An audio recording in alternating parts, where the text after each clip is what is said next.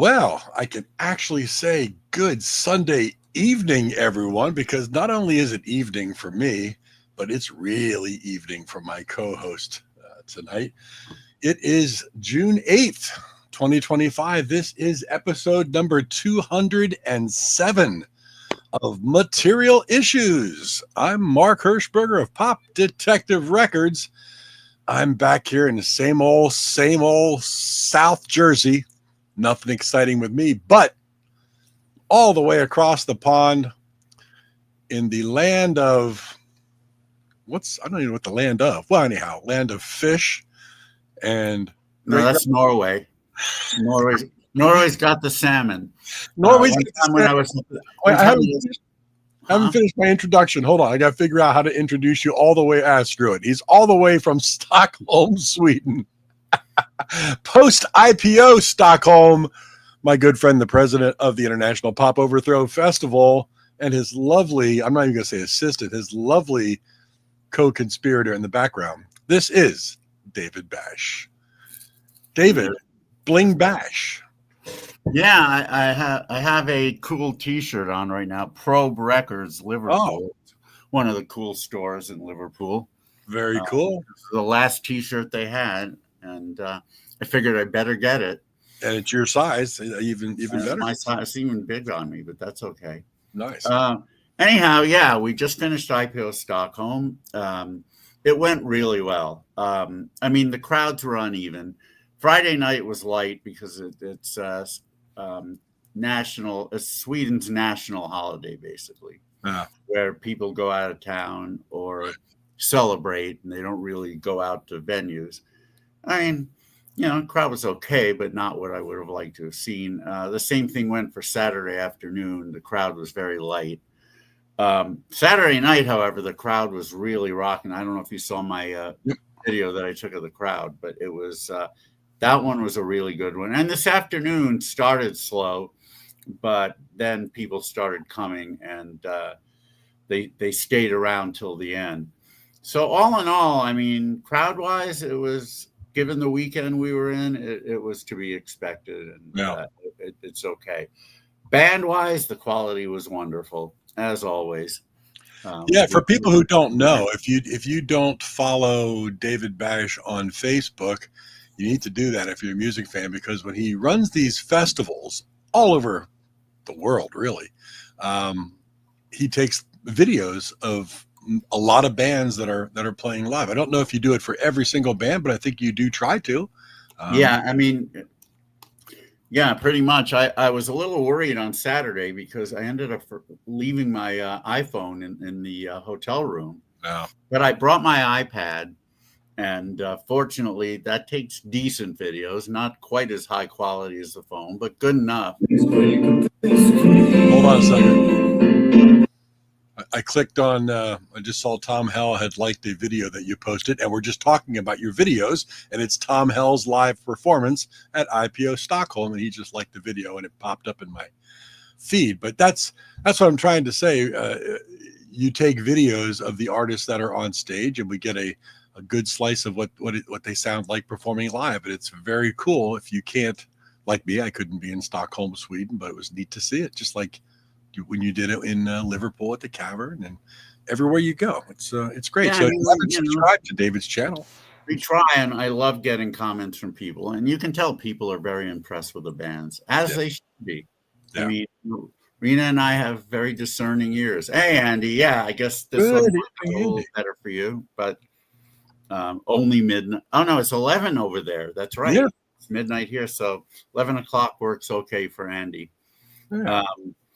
Anyway, so, and Tom Hell, you just mentioned, I have to say, you see the guy play, and you know why he won 2 Grammys. Yeah. It's so obvious. The man has an amazing voice, and are you frozen? No. Mark? Did I not move? I'm here. I'm here. You're sort of moving. I'm here. I think it might this might be on my end.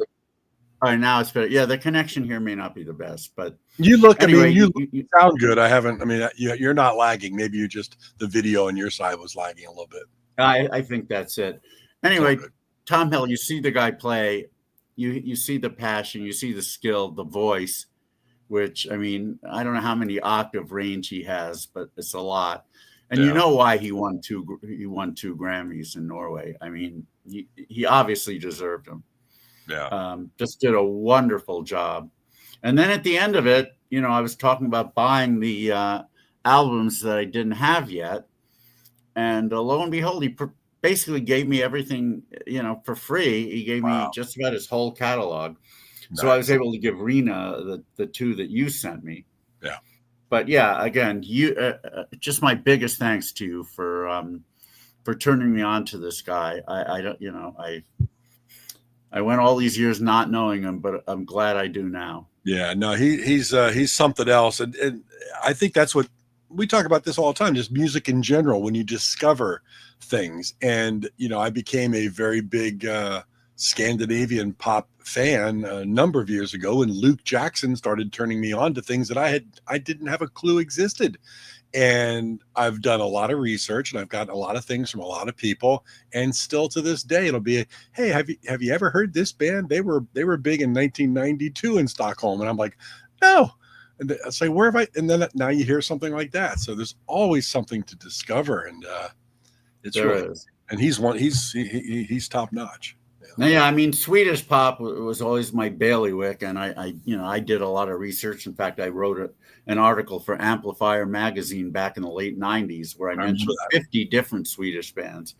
But the rest of Scandinavia, obviously I'm lacking in, because you turned me on to Twinklehead, you turned me on to Tom Hell, you turned me on to Pogo Pops, Frank Hammersland.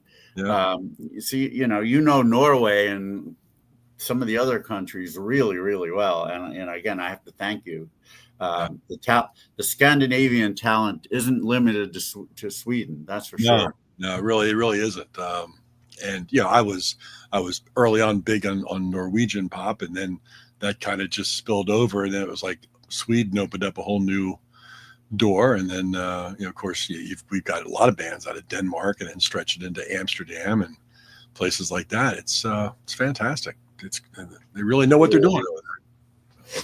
So you know, in between Liverpool and Stockholm, we were in Amsterdam. Had a really good time there.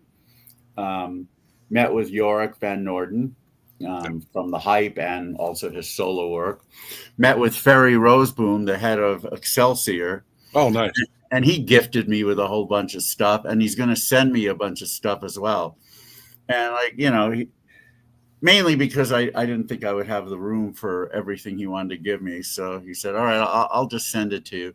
And then I saw the LP version of the Daryl Ann box set.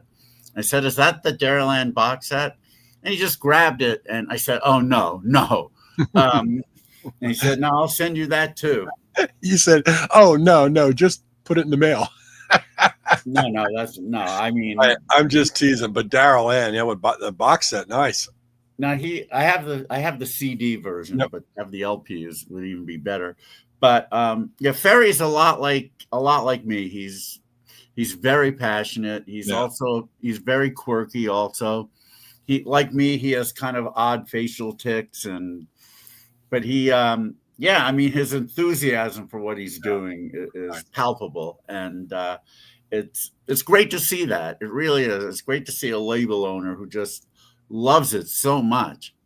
And he's got a bit of a staff there too. He had like four people in his office. The office is actually in somebody's home. It does have an office room, but it also has a kitchen, and probably has a bedroom too. So I don't know, but it was great hanging out with him. Yeah.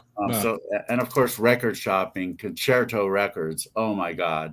I don't know if you saw my video of it, but that is an amazing place. I mean, it's not my favorite record store in the world. It's certainly in my top 5, but it's definitely the one in many ways with which I'm most impressed, because it's got all these different sections, and you think you're done looking, and then there's another one.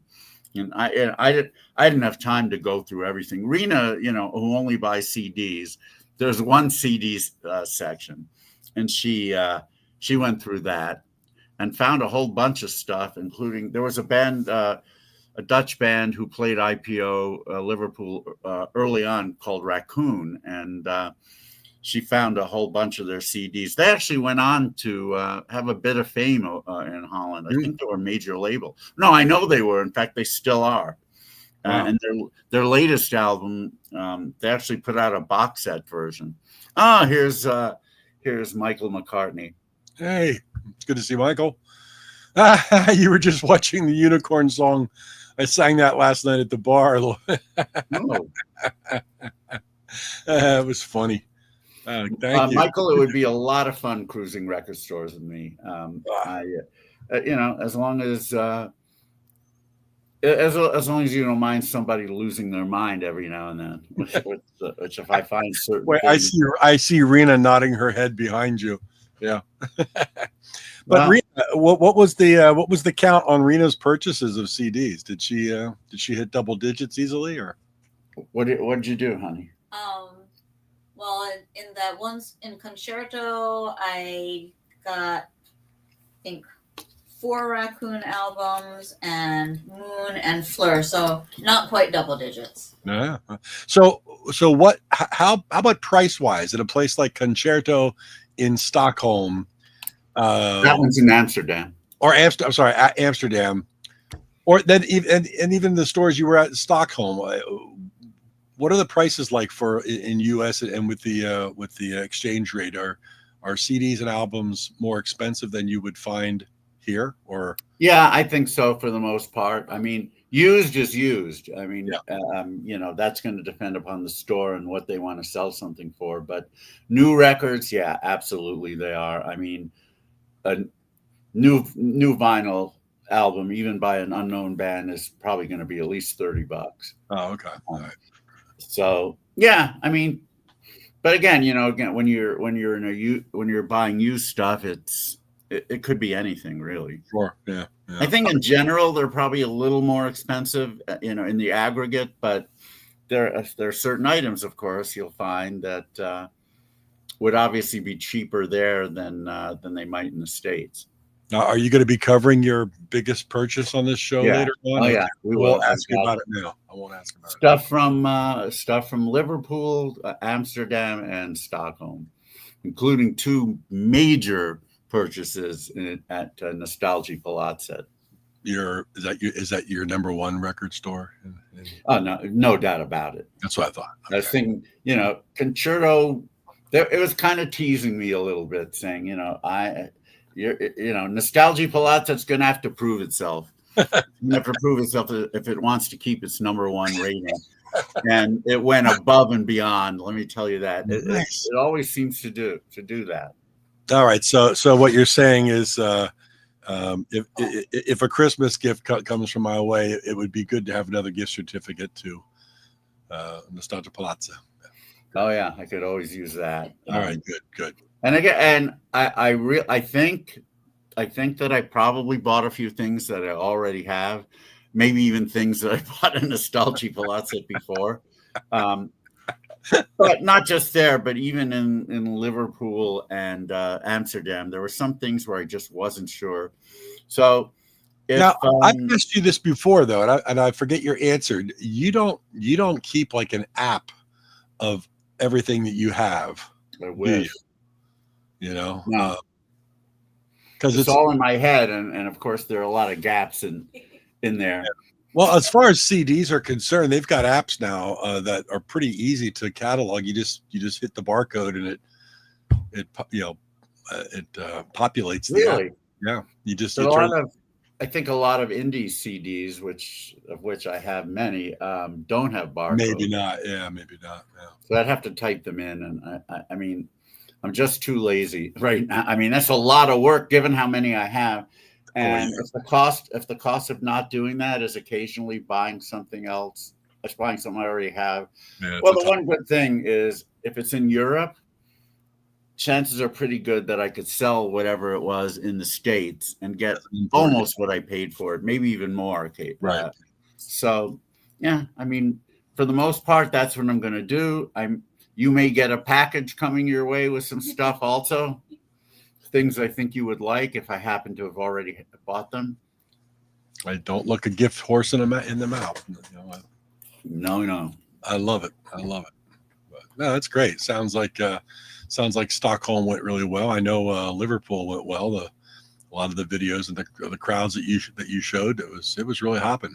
No, yeah, Liverpool went well, thankfully. I mean, the thing that was most gratifying was I met with John Keys, the director of the Cavern, only a few days into it. I think it was on Tuesday or Wednesday. And he'd already booked our dates for next year. Nice. That's never happened. Or if it has, I was never aware of it. Normally we would see the staff on the last day and they would tell me that the dates were going into the diary. And even if we had seen them during the week, they wouldn't say anything like that. But this was, I mean, we had the one little snafu with the on the Monday with the football parade. And of course, well, I don't think the accident or whatever you want to call it had any bearing on our attendance. I think I think that was predetermined, but by how many people were going to be out, parading and celebrating Liverpool's, winning of the cup. But anyway, I think they took that meaning the Cavern took that into consideration. I really don't think they expected much from that day. And so, I mean, it was all good. And of course, I can't wait to go back. And hopefully we'll be back in Stockholm. I have a good feeling about it. Now, one other thing that happened that may show some potential is I was speaking to Ferry of Excelsior about doing IPO in Amsterdam, and hopefully putting maybe an Excelsior night together. Cool. And he mentioned a venue that he thought would be good for IPO, and he says, I know those people. I will definitely put in a good word for you. So, I mean, there's one venue that we're dealing with right now that has been very inconsistent in their responses to whether or not they wanted IPO. But, if Ferry can help us with this venue, David is incredibly tired. I can't even tell you. I don't know if I'm going to even make it through this episode, but I think I will. I remember last year when we had Morty Shulman on, I had done it from Paris and I couldn't make it through the episode. Right. Well, now you're in Amsterdam now. No, we're in Stockholm now. Oh, you're in Stockholm now. You went to Amsterdam. Yeah, in between we went to Amsterdam for vacation. So you came back to Stockholm. Yeah. And what's next on your agenda? Well, tomorrow is our last day in Stockholm. We're going to be doing a lot more record shopping. Mainly, we're going to go to some of Rena's favorite places. But I think I'm going to go back to Nostalgie Palazzo because there were a few other things that I think I want to upgrade my Tagus vinyl collection, which means that and any of the ones I do, you're getting the other copies. Okay. Yeah, so please upgrade. Yeah. No, the one thing, the first year we were in Stockholm, I found a copy of every Tagus album, and the one that I found last was the only one that they had at the ABBA Museum. So it was pretty weird, but it was fairly. I mean, it looked pretty thrash, but because it was mono, when I played it at home, it wasn't. I mean, there was noise in between the tracks, but once the music was playing, there wasn't anything really to speak of. Yeah. Upgrade your Beatles collection then, yeah. You'll see, John, you'll see that there was one thing that I bought at Nostalgie Palazzo that I would definitely consider an upgrade, but we'll get to that later. So tomorrow, go ahead. No, I was going to say, all right, so tomorrow we're doing more record shopping and hopefully meeting up with Trevor Gallant from Beluga Records. There's definitely some stuff on that label that I'd like to purchase from him. He was very helpful last year when I had that debacle with the package of records that I mailed home and came back because apparently, I mean, the clerk didn't fill out the paperwork correctly, and somehow the system thought that my address was a P.O. box. So they don't deliver to PO boxes. So that's why it came back. But then Trevor went and got the package, brought it to UPS, and I got it a few days later. So, I'm very, very grateful for that. So hopefully we'll see him Tuesday morning, very early, 7:00. We fly to Rome. And let me tell you, I have mixed feelings about that. I mean, I haven't been to Rome since I was 6. I don't remember anything. Wow. Okay. Well, I mean, there's an image of the Colosseum in my head, but that's probably just confabulation. I really don't remember. But the mixed feelings are that it's going to be freaking hot there. It's going to be in the 90s pretty much every day. And their humidity is high, so it's probably similar to when you guys are in the 90s, not when California is. Right. Yeah. I've already told Rena I am not walking in that. You can just forget about that. If we go anywhere, we're taking Ubers there. I mean, that's a given. Until you find out that there's record stores walking distance from our hotel, and then you'll be all about.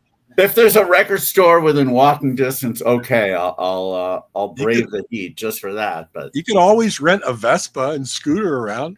That's not going to help with the heat. Be very Roman holiday. Yeah, but that's not going to help with the heat, though.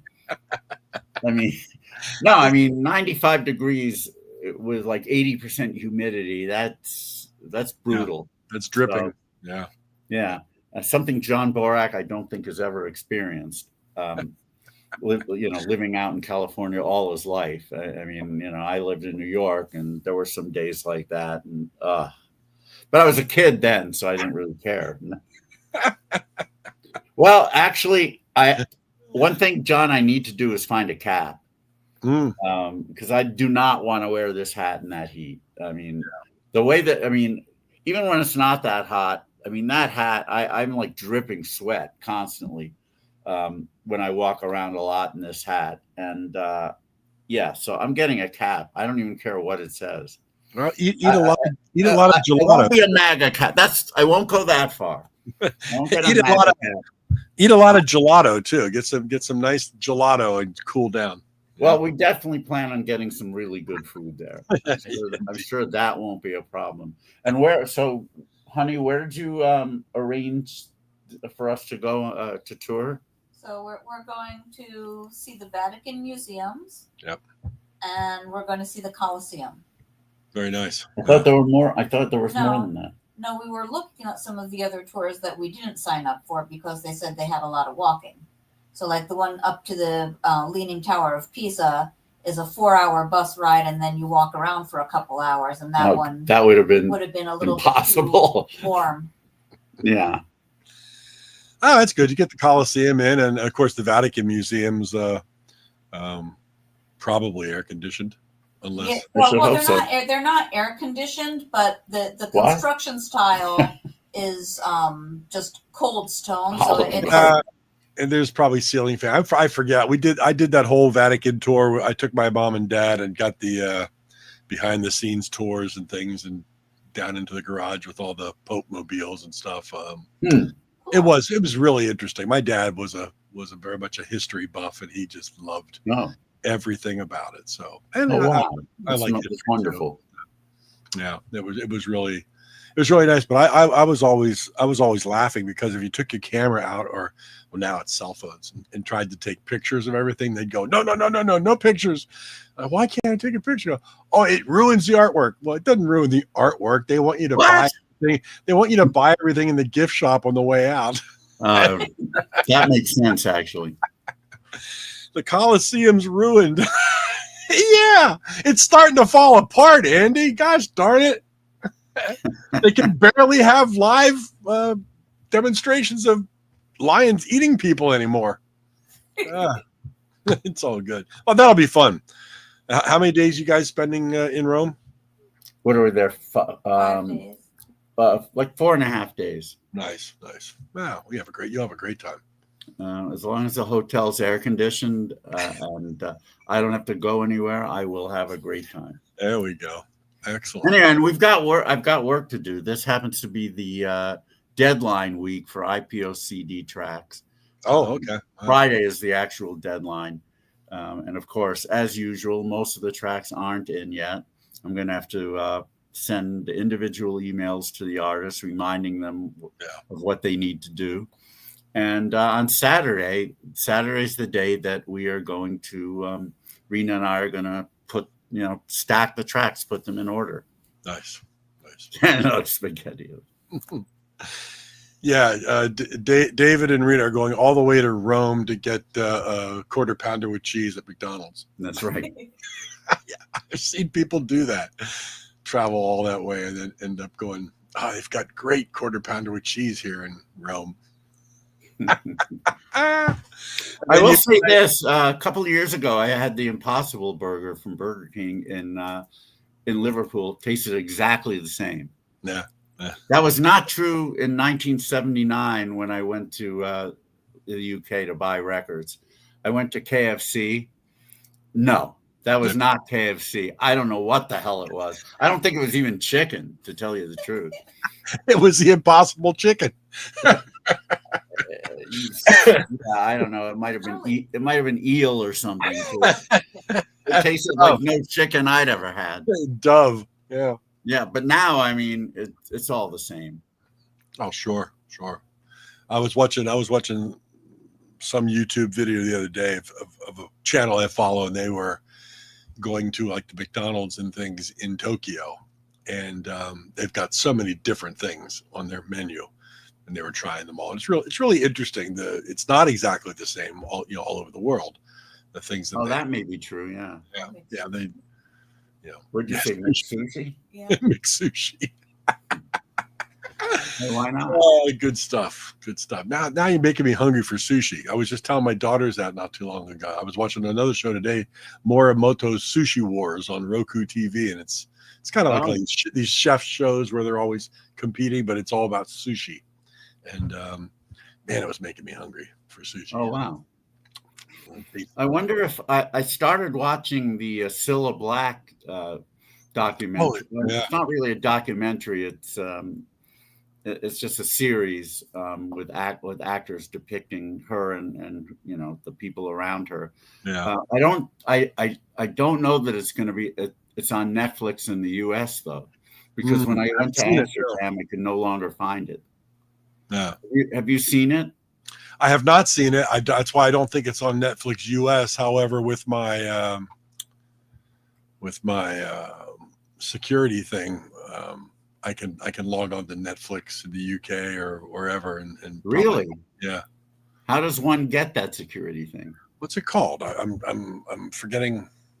What all right, whoever's out there, what's the security stuff that you can get for your laptop, your iPad, your desktop, whatever, that you can log on to the security web from other countries and watch TV shows, because it tricks your network. Oh, right. Oh, it starts with a V. VPN? Yeah, VPN. The VPN. Thank you.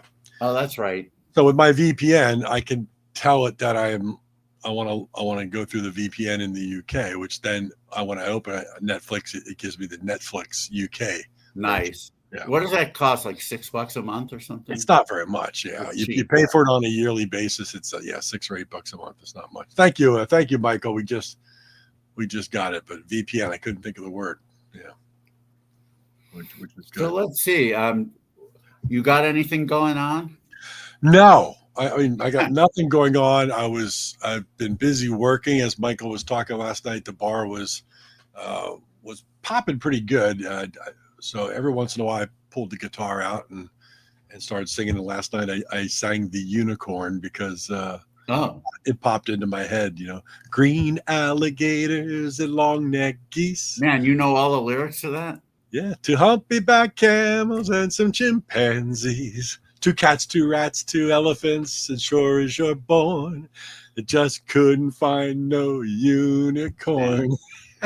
I mean, I remember hearing that song as a kid, but there was it the Royal Guardsmen? The Royal Guardsmen? No, the Irish Rovers. Irish Rovers. Why did I think Royal Guardsmen? Irish Rovers. Yeah.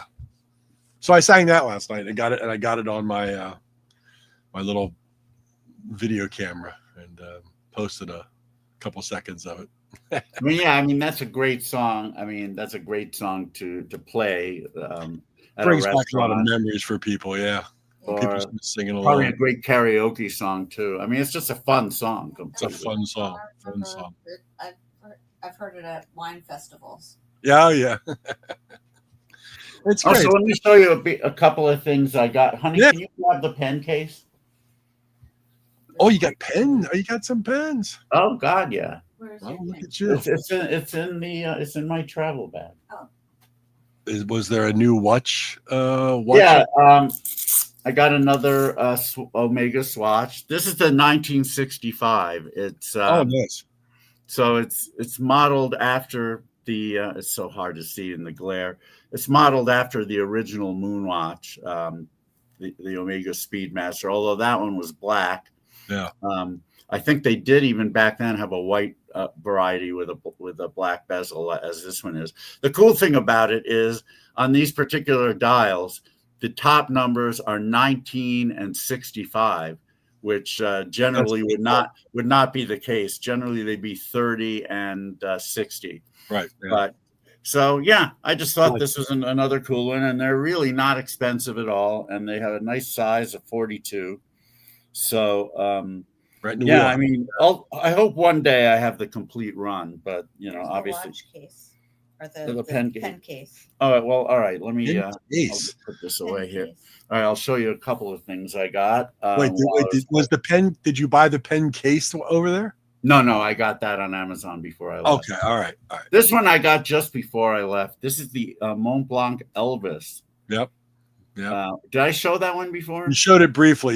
I did. Yeah. Yeah, that's very cool. It really is cool, and it says Elvis on the Mont Blanc. Yeah, the Mont Blanc white mountain image up there. That's one of the things I love about Mont Blanc. Thing, but it says Elvis on top. And when you finish writing, it says, "Thank you very much."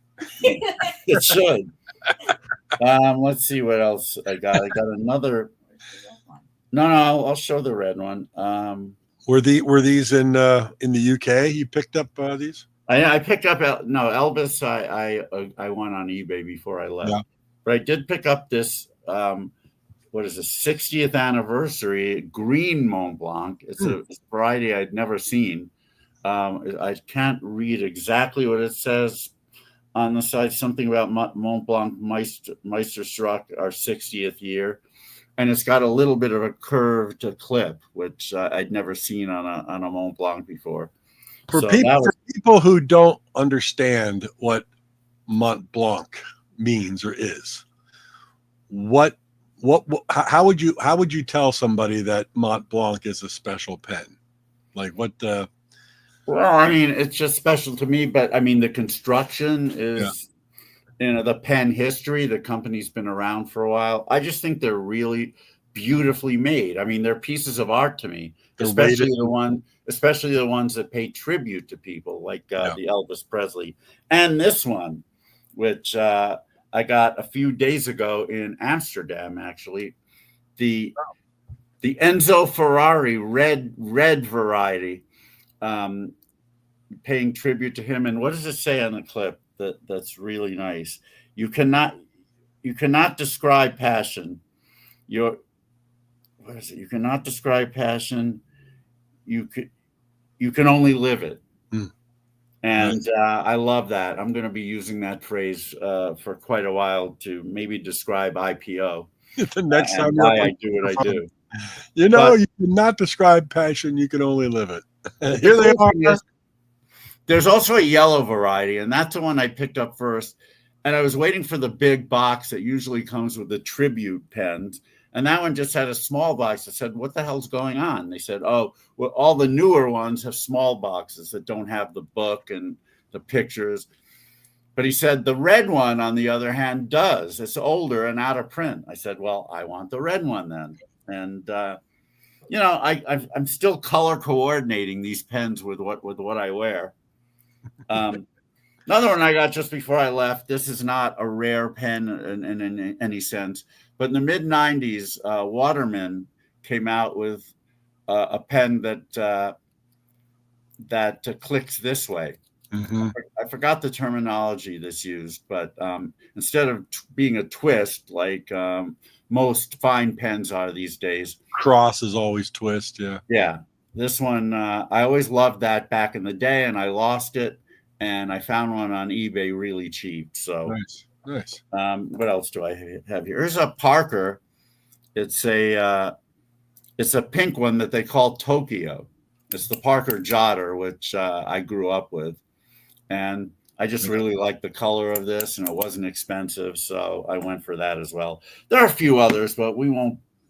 Here's my thought. You got a brick on the wall by the cavern, which was unexpected, and you didn't know. I'm thinking that in the near future there could be a IPO Liverpool Mont Blanc version. I don't.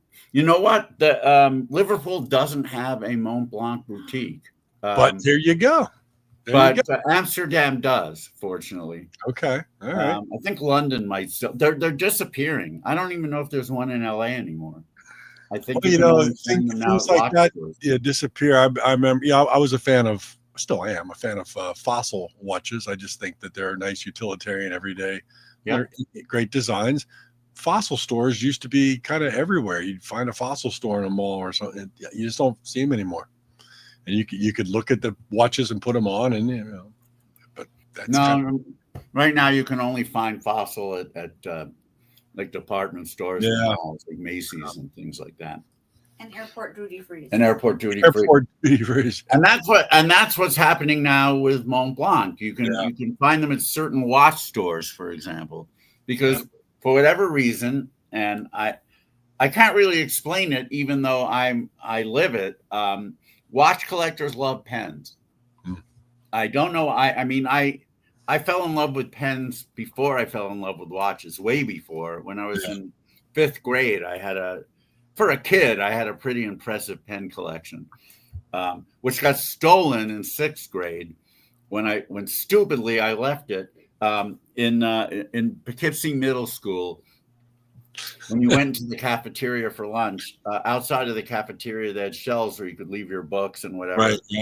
So I left and I had this really nice pen case with all of my great pens in it. And I left the case out there with my books. I come back, it's gone. Well, keep checking eBay. Maybe all these years later, it'll pop up. Yeah, right. Well, you're talking about pens. Like here's just one of my utilitarian things that I use while I'm writing. It's a cross that I like. Right? Yeah, that's a great one. I like that model a lot. You go like that, right? And go like that. But so I've got 3 of them here that I use the black, the silver, and the red. And wow, I love these things. No, cross is always, that was like the standard when I was a kid. But I didn't like, they were too elegant for me. Mm-hmm. I like Parkers and Papermates, but now, Cross now, their new design is much better. Nice weight to it. Nice weight to it. It does. I really like the gel ink refills where the gel is real smooth in the right. Oh, you're a rollerball kind of guy. Not a rollerball. Is it rollerball, but with the gel ink. I like the way the gel feels when you're writing. So I always trade out all my inserts with gel ink. No, I'm still a ballpoint guy, but rollerballs sometimes, they do write very smoothly. That's true. I do like it. Well, that's cool. Yeah, I didn't know we'd get to see some pens tonight. That's great. Yeah, there may be more in the offing. One thing about Rome is it's going to have fine stores. That's for sure. Yeah. I'm sure they have a Mont Blanc boutique. It's Rome, for God's sakes. I would not be surprised. And actually, there's a watch company there. What's it called? Veneziano, I think.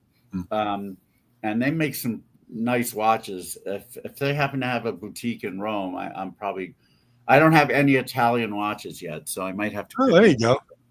There you go. That'd be cool. Yeah, it's nice, and they're not expensive. So we'll see what happens. But right now, let's play some music. I promised people you were going to play some tracks tonight for them to hear. And the promise shall be kept. There we go.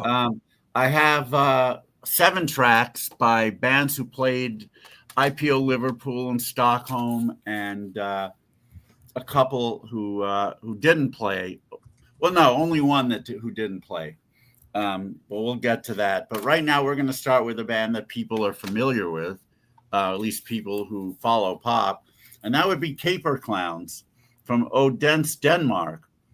And they have a brand new album out called Without a Safety Net. Released officially on Friday. Like a couple of days before they played IPO. No, a couple of days after. A couple of days after. Oh, that's right. It was this past Friday. Yeah. People who love power pop and just pop rock in general know about Caper Clowns, and every time they play IPO anywhere, they always get a great response. My videos of them always get tons of likes and loves and comments, and all it's all justified. They're a great band, and they've got amazing songs with hooks and the whole bit. Great band and great people. And great people, that's true. They really are. Lona, who's the mom of Rick, the lead singer for most of the tracks, she's their manager as well. And unlike a lot of moms who manage, she's actually very cool. Cool. So anyway, this is Searching for Sylvia is on this album. Oh wow, wonderful, Andy. All right, so here's the track that they're going to have on this year's IPO CD. Actually, Nice. It's the 7th track on the album, and it's called "Behind the Waterfall." Yahoo! Or I'm sure I'm not pronouncing that right. I think you'll hear it in the song. I think it's more of like a yodel than just a regular word. But anyway, here we go. Caper Clowns, Behind the Waterfall on Material Issues. Well, that was good. She said, now listen up, open your mind. What's kept you in the past should be left behind. Come join the timeline where nothing is too late. There you will find all the things that cannot wait. Behind the waterfall, bring your friends and dreams and walk on through. You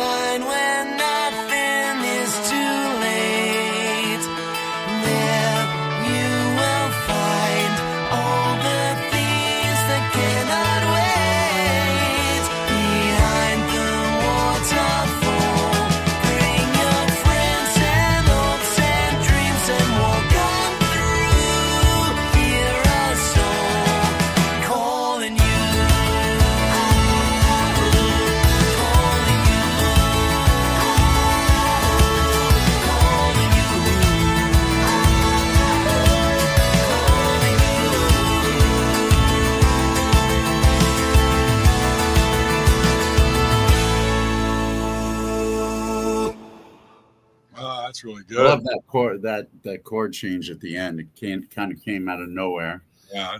Yes, from Odense, Denmark, Taper Clowns, longtime participants at IPO, and they have several great albums that they've already done, that they'd already done prior to this one, which just came out, Without a Safety Net.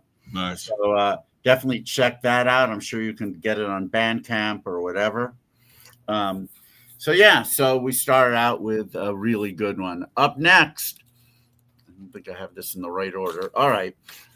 This is a guy from Swansea, Wales, which is where Pete Ham and Mike Gibbons of Badfinger were from. Right. He every year he plays IPO Liverpool. He actually hires a bus and brings a bus load of people up with him. And it's really great because, it makes the crowd bigger, and we're all rooting him on. Anytime if I mention from the stage that he's from Swansea, the whole place explodes. And they buy T-shirts too, so have to love that. But anyway, he's got a brand new album out called The Sights and Sounds You Hear, and this one also just came out. I don't know, within the last couple of weeks, I guess. And I'm going to play the song that actually made last year's IPO CD. I've always loved this track so much. It's We Are Stars in a Roundabout Way. So here we go on Material Issues. Mr. Michael Roberts from Swansea.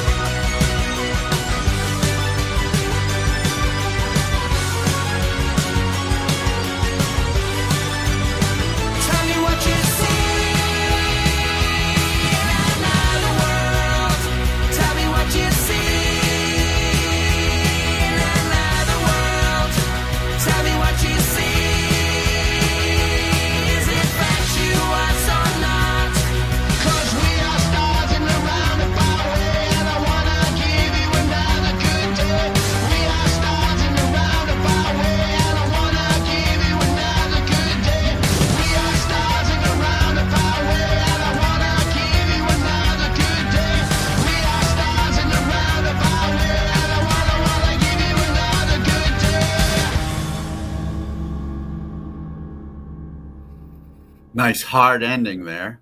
I like that. That was really good. It's a great track, and he has some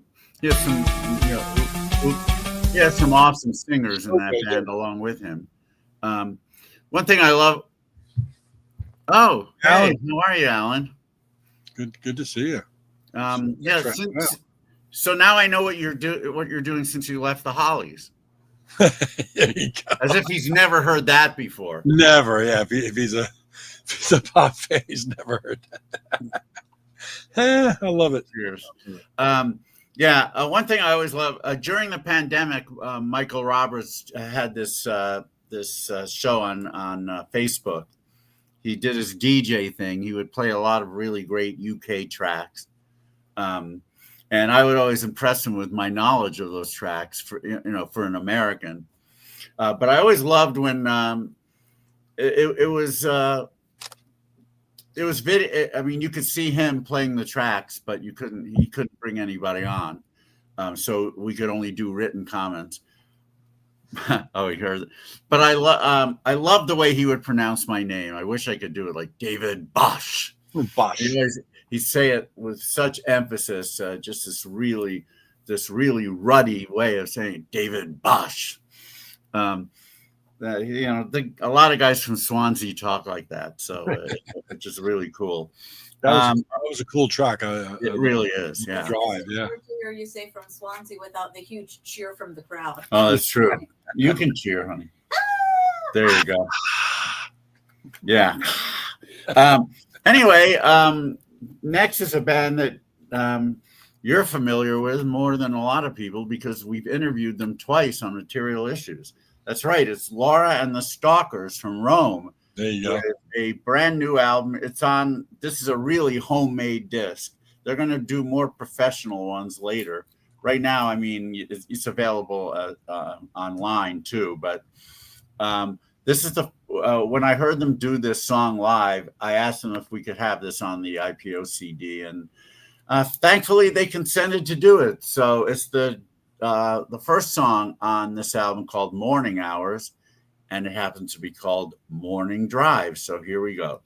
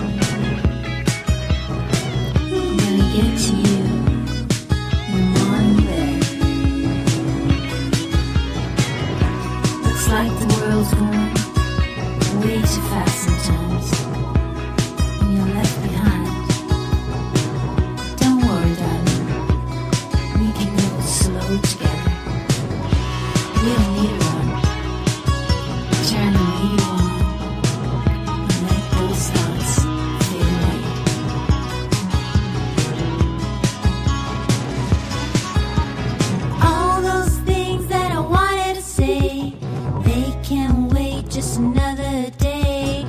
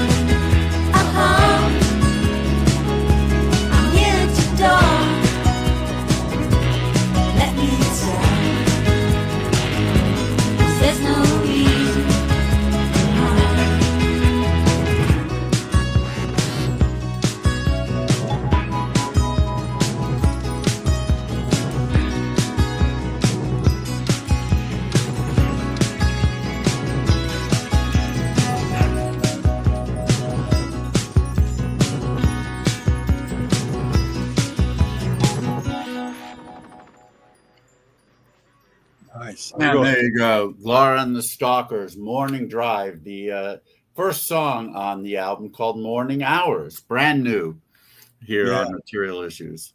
As Alan was saying, it's kind of got some nice 80s synth drum thing starting out there. But it does, but it has kind of a cool, it has sort of a soft, soulful vibe too. Yeah. So, it kind of has that 80s kind of alternate images. We can be. Yeah. Oh, yeah. Alternate images is great.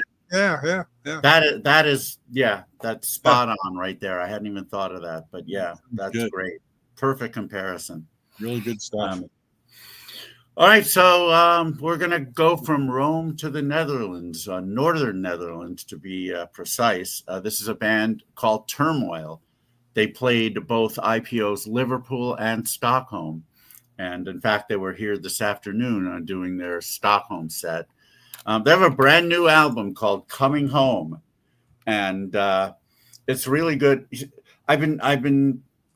Lately, I've been sort of prone to taking the word Americana and basically adjusting it to wherever the band is from. So I've been calling what their sound Netherlands-acana. Indeed it is. But some of these songs also really rock, and it's a really, really solid album. And Bart de Wall, the front man, he's just got such a powerful voice and presence on stage. So so you get that value added seeing them live. Anyway, here comes the title song, Coming Home, by Turmoil on Material Issues.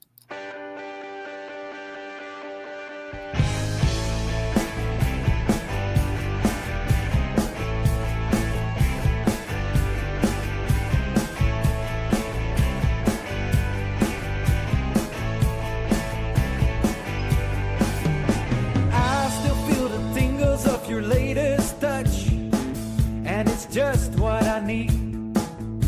Lately I've been feeling as worn out as the boots on my feet. Another day of working like a dog and dragging myself down the street. I'm glad I made it out alive, but only by the skin on my teeth. Wait up, I'm coming home. These wheels are bound to roll to the one I wanna see, 'cause she cast her spell over me.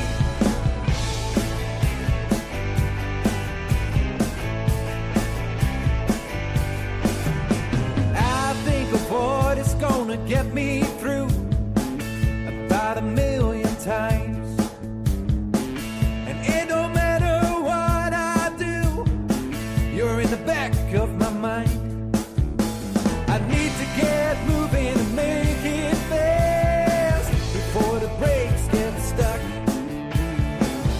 I'll be speeding when I'm coming in, 'cause I need your touch. Wait up, I'm coming home. These wheels are bound to roll to the one I wanna see, 'cause she cast her spell over me.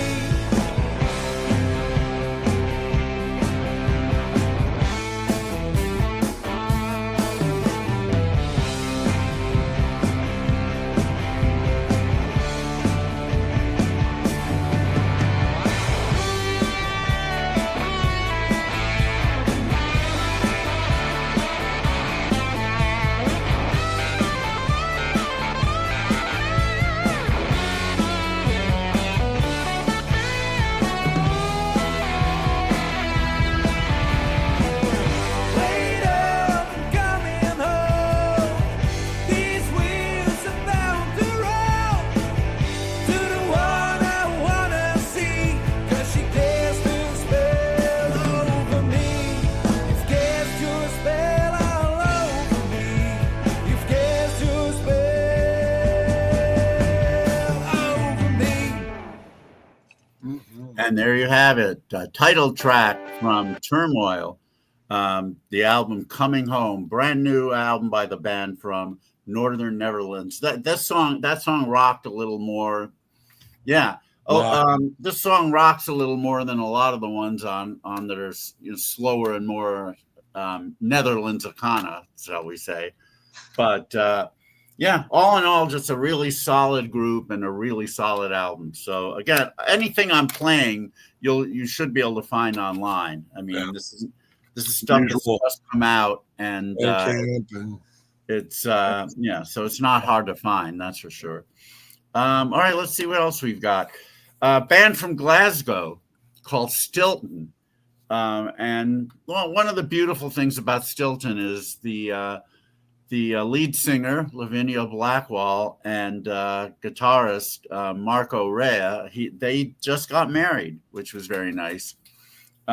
Lavinia put out a solo record, which got a 5-star review in Shindig, which, let me tell you, is very hard to do for a new album. 5-star reviews are usually reserved for reissues like box sets and things. But this album got 5 stars, and I'm really not surprised. If you like any female-fronted UK folk rock band, psychedelic folk rock band from the 60s, like Fairport Convention or Trader Horn or Trees or Steel Eye Span or any of those things, you'll really love this band because they really harken back to that sound. And I'm going to play the first track from, for all intents and purposes, this is Stilton. I mean, pretty much everybody in the band plays on this record. I'm not entirely sure why it's, the only thing I can think of is that she probably wrote all the songs on here, while with Stilton, it's probably more democratic. Anyway, here's the first track on the album. It's called Keep Me Away from the Dark. Let's check it out.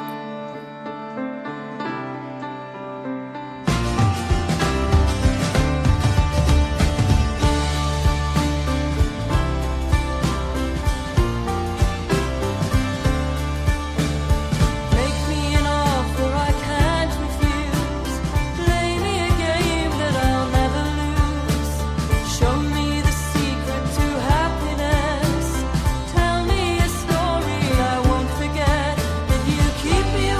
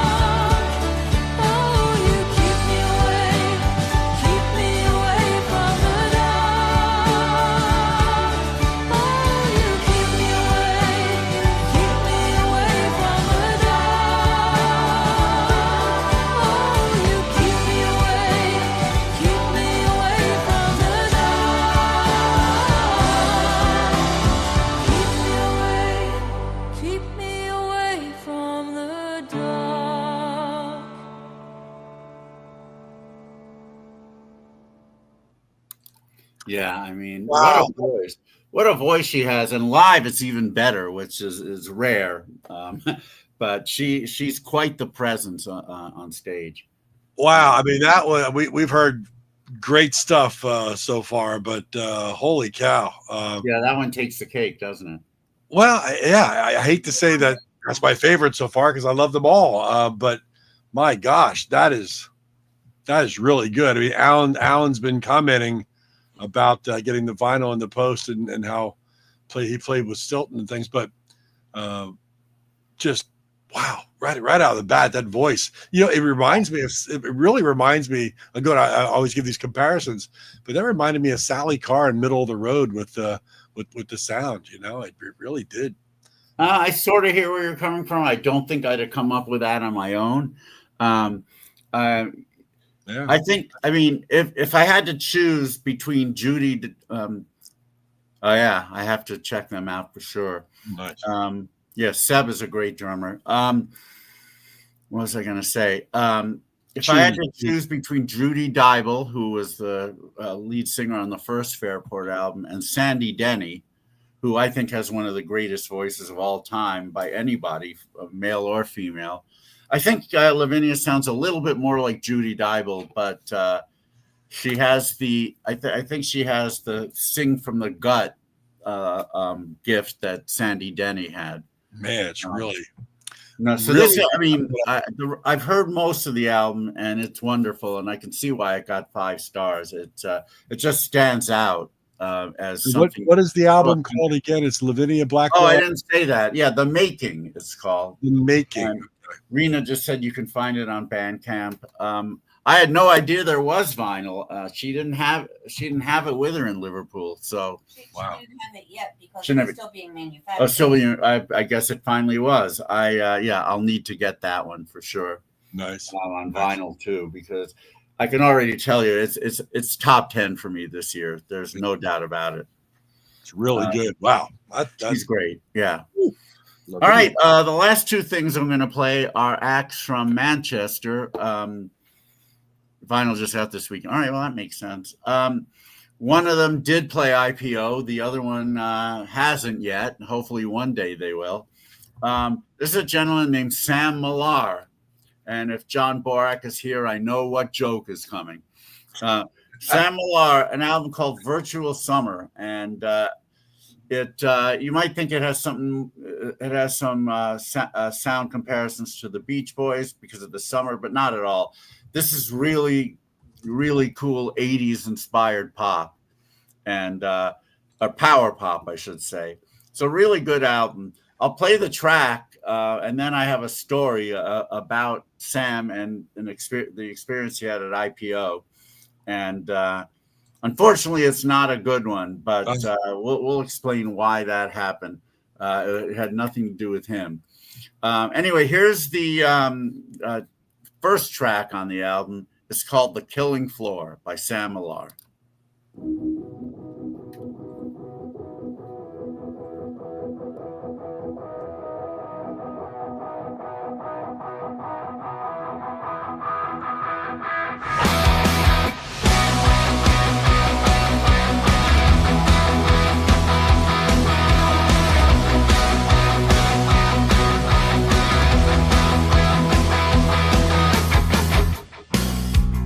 You should know by now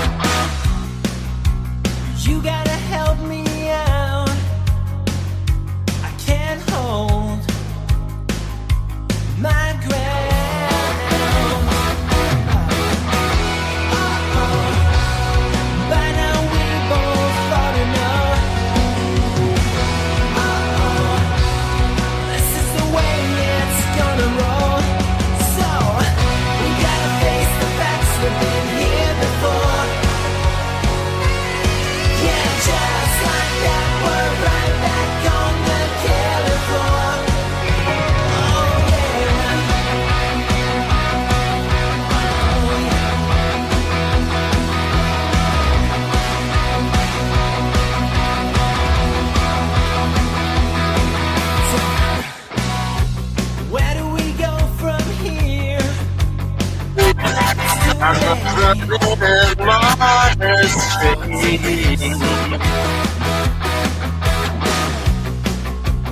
all out of good ideas. Real talk. I'm all ears. I shouldn't let you anymore. But I try to forget you. My head says no, no. We gotta face the facts. We've been here before.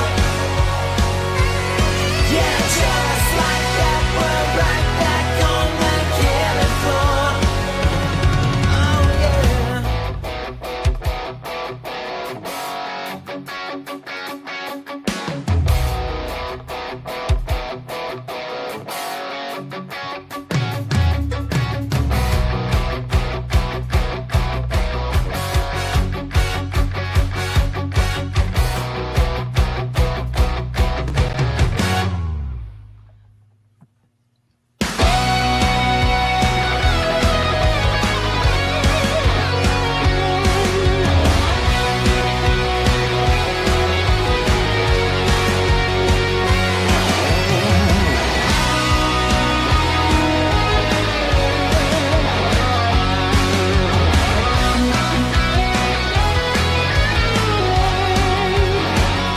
So we gotta face the facts. We've been here before. Yeah, just like that, we're right back on the killing floor. Oh, we gotta face the facts. We've been here before. Yeah, just like that, we're right back on the killing floor. Killing floor.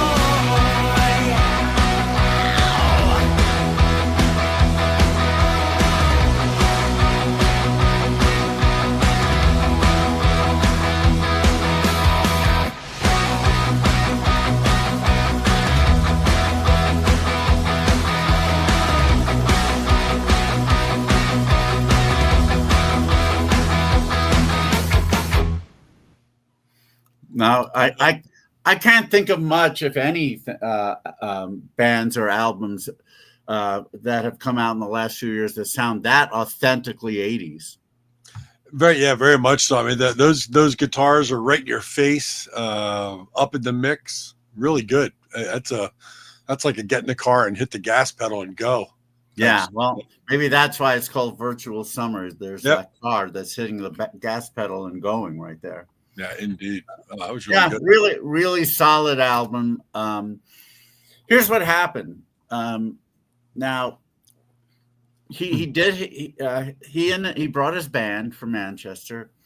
They proceeded to play their set at the pub. They had not done their club set yet, so I hadn't seen them. But apparently, and I had heard already some reports about this guy, the sound engineer who worked at the club on certain days, at the pub rather, was somebody that we'd never worked with before. The Cavern said that it's really only when IPO and Beatle Week are in that they need extra sound engineers. But anyway, apparently this guy was really abusive to several of the bands. Wow.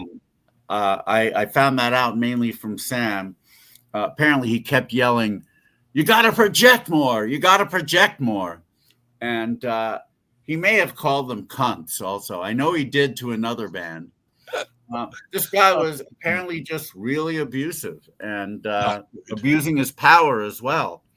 Sam said he got, and you look at him in the back, oh, that's the wrong album, sorry.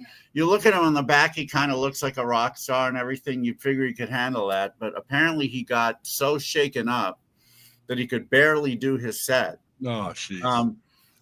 So that sucked. All right, so then they come over to the club, and I had told them ahead of time that they could use, they wanted to use their own amps. I said, sure, why not? Go ahead. So they brought their amps over, and so they're sitting in the back room, and the sound engineer who we have worked with for many years, he comes in and he doesn't like the fact that there's this gear there. I never had any problem with bands bringing gear before. He's never complained, nor has any other sound engineer, because it's only one or two, maybe even one or two a show, if that, sometimes none. But anyway, he decided to be pissed off, and he started yelling at them, and he said, you can't bring this gear in here. And Sam, who had already been shaken up from what happened at the pub, didn't have the presence of mind to say, well, David said we could. And had he done that, I mean, the engineer might have said, well, I'm the one who runs things. But if I had come in, I would have said, look, I pre-approve this. But anyway, he didn't. And he had just been so and at this point, he just got really annoyed and figured, this day is ruined. And he said to the sound engineer, look, I've already dealt with one dick today. And of course, the engineer inferred that he was being called a dick, where I think it was like, well, I'm getting the feeling you're a dick, but maybe you're not. Anyway, he got really upset and he said, you don't do that here. That is, we have zero tolerance for that kind of language. You guys got to go home. So they did. Wow. When I first heard the story from the sound engineer, and I thought, well, maybe Sam Millar is kind of a diva. And then I found out from Sam what really happened. And Sam recounted word for word what the sound engineer said. So I knew he wasn't lying. But he said in his mind, he hadn't called him a dick. Yeah. He just didn't want him to be a dick because he's already dealt with one. The other sound engineer is clearly a dick. And I heard from other bands that he had abused them too. I think he's probably sacked. But the Cavern said, I spoke with John Keys and he said, look, it's hard to get sound engineers in Liverpool. I'll bet. Fortunately, we have two that are really good, which they do. And also two that have been recently trained who also are really good. So they generally don't need these other people, but during IPO they do. And I'm sure we're never going to see the likes of that guy again.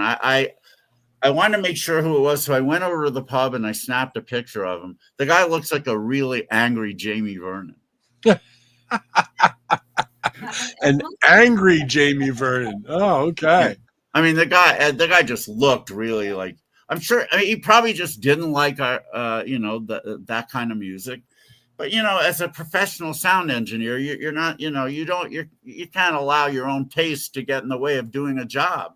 Yeah. And I know our people are nice, so I'm sure none of this was provoked. He's just an asshole. Right. Wasn't having a good day. Yeah. So then I hear the same thing from Mark Mortimer, a band who's in a band called The No Escape, who have played IPO many times. Right. And he did say that the guy called him a cunt. And,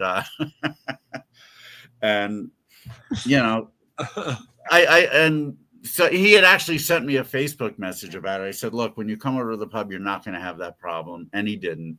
Yeah. But what a terrible thing.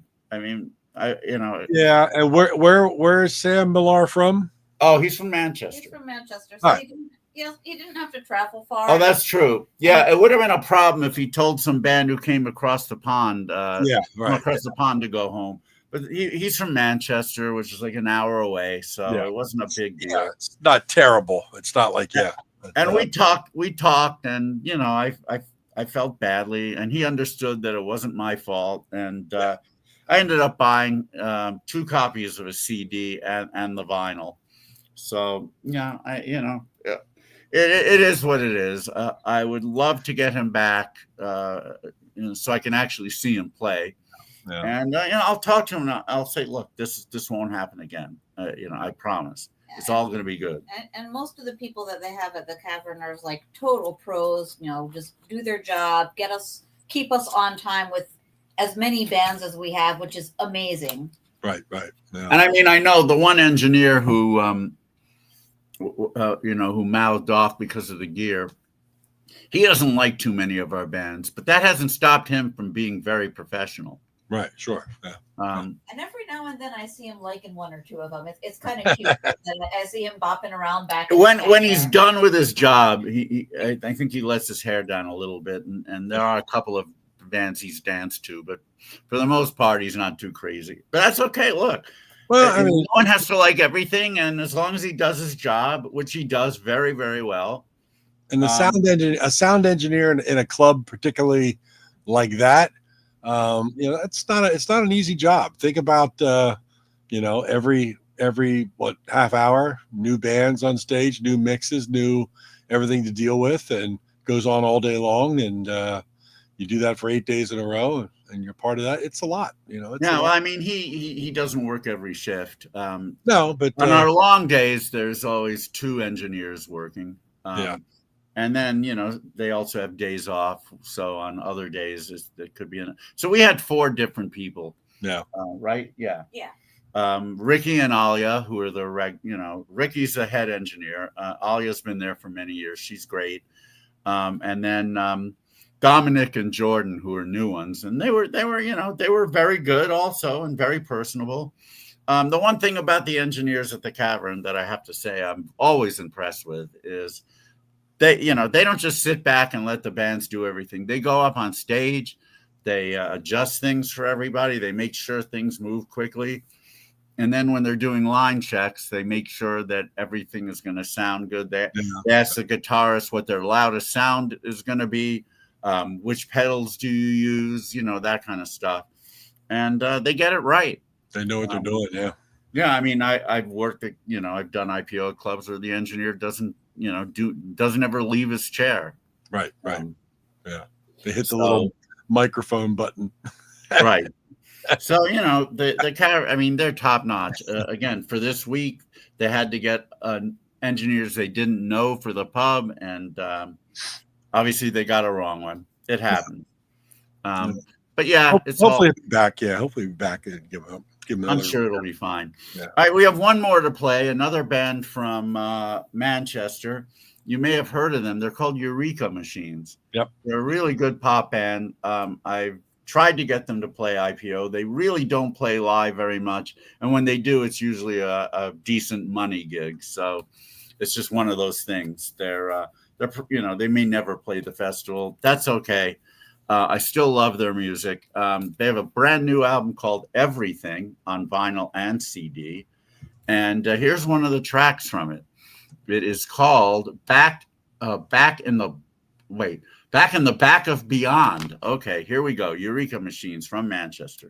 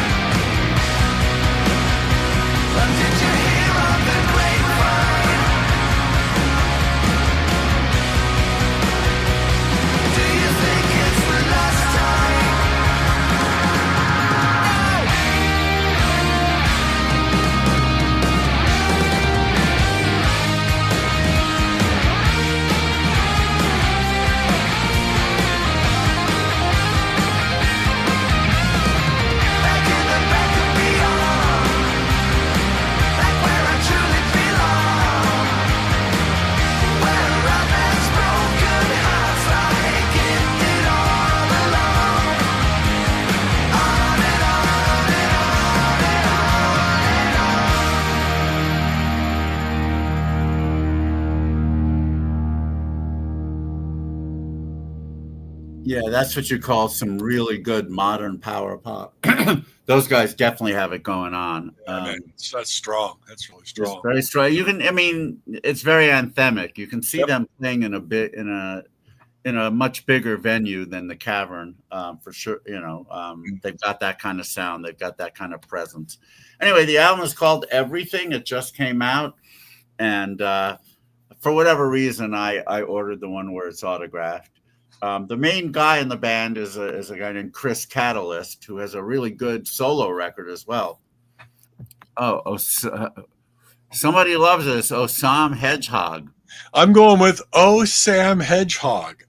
Sam Hedgehog. You're right. No, you went with Osam. No, you're right. I'm saying I was wrong. Yeah, it was great. It's great stuff. I agree with Sam Hedgehog. Sam Hedgehog. Great stuff. Yeah, thank you. For jumping in. So that's there are other things that I've gotten here. And there we go. Hi from Japan. Okay, how you doing? Thank you. Yeah. Well, we listen. If you're just joining, Sam, you can catch this entire show on the archives. We've not only just played the Eureka Machines, but we also played Caper Clowns tonight. Michael Roberts, Laura and the Stalkers, Sam Millar, and the fantastic Lavinia Blackwell, and the band and Turmoil as well. And Turmoil. Yeah. So a lot of good stuff. Bands from all over Europe. So you could head on the archive after we end this show and re-listen to everything. If you missed any of it, you're going to hear some great music. And as Rena was saying, it's available in Bandcamp and probably a number of other places you can find. And Sam, I didn't know.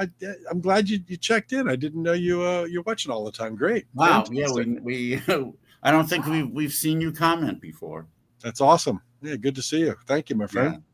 Yeah, right here on Material Issues. A lot of great music. Of course, if you're just joining us, David and Rena have been jumping all over Europe, from Liverpool to Stockholm now, and Amsterdam, and back to Stockholm, and now to Rome coming up, and a lot of IPOs. He's picked up a lot of great music, and we played a lot of it tonight. So, if you're a fan and you like what you heard, make sure you go out and support these artists and pick up a CD or, pay for the download, and do what you got to do. But it's great stuff. Stuff. Absolutely. Definitely support the artists in any way that you can, even if it's to just pay for downloads. Whatever it is. I mean, I would prefer you buy physical product because we really need artists to have incentive to keep putting out physical product. We don't want to live in a world where that's not an option. Right. I mean, streaming is fine. I'm glad that option exists. Not everyone can afford to buy a physical of everything they like. So it's nice that... Thanks, Alan. Thanks for hanging out. Yeah. Oh, we're not done yet. We're not done yet, but yeah. No, Alan, don't go anywhere unless you have to, because we still got more. We still got more. Coming up is the collector's part of the series. Yeah, the collector's series. Yes, I'm going. I want to showcase just a sliver of the albums that I bought. I've sent many of them back, and I'm also not, just for time's sake, I'm not going to show everything that I got.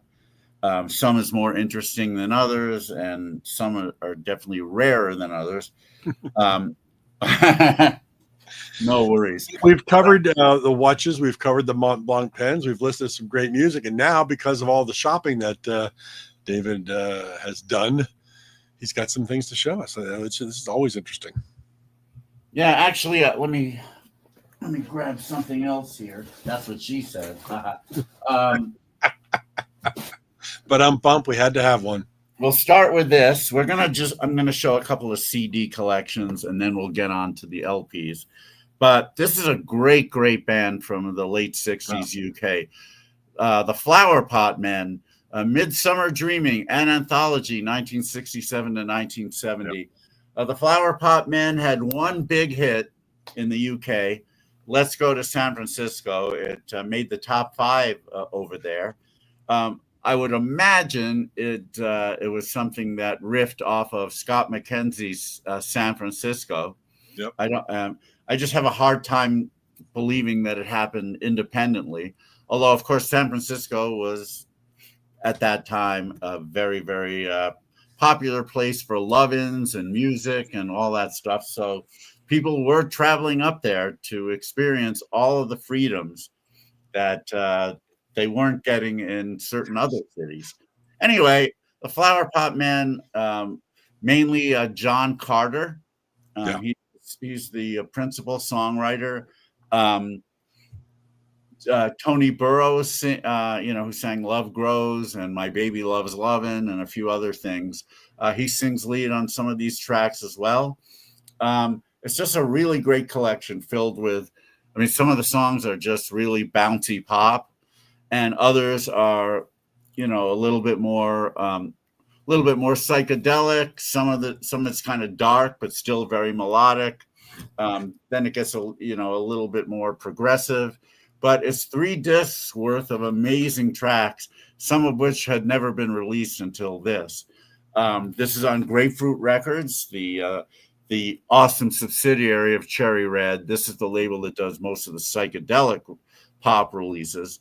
And this is one that I've been waiting for a long time. So if you're into psychedelic pop of the late 60s, if Let's Go to San Francisco, definitely pick this up. You will not be disappointed. The Flower Pot Men, Midsummer Dreaming, an anthology, everything they ever recorded that people are aware of, 1967 to 1970. So we'll start with that. Here's something that I found in Amsterdam that I hadn't even known had come out, but here it is. Behind the Dikes, beat, blues, and psychedelic nuggets from the lowlands. And it is lowlands. The Netherlands is below sea level. 1964 to 1972. Now, those of you who do Record Store Day might know that a bunch of this stuff had come out on 2 LP sets, volumes 1, 2, and 3.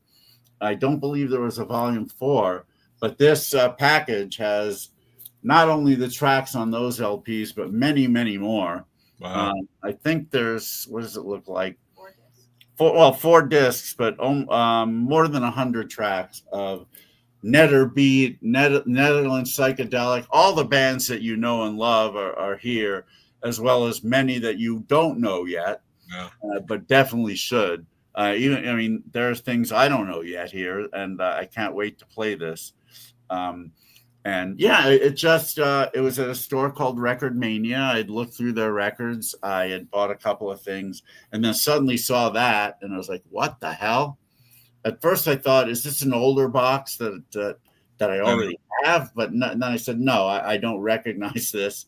And it turned out that, yes, it has come out in 2025. So probably available on Amazon somewhere, maybe Amazon Netherlands for that matter. But it will be gettable for sure. And if you like 60s beat, 60s psychedelic, 60s melodic rock, garage, it's all got that Netherlands flair. So definitely check that out.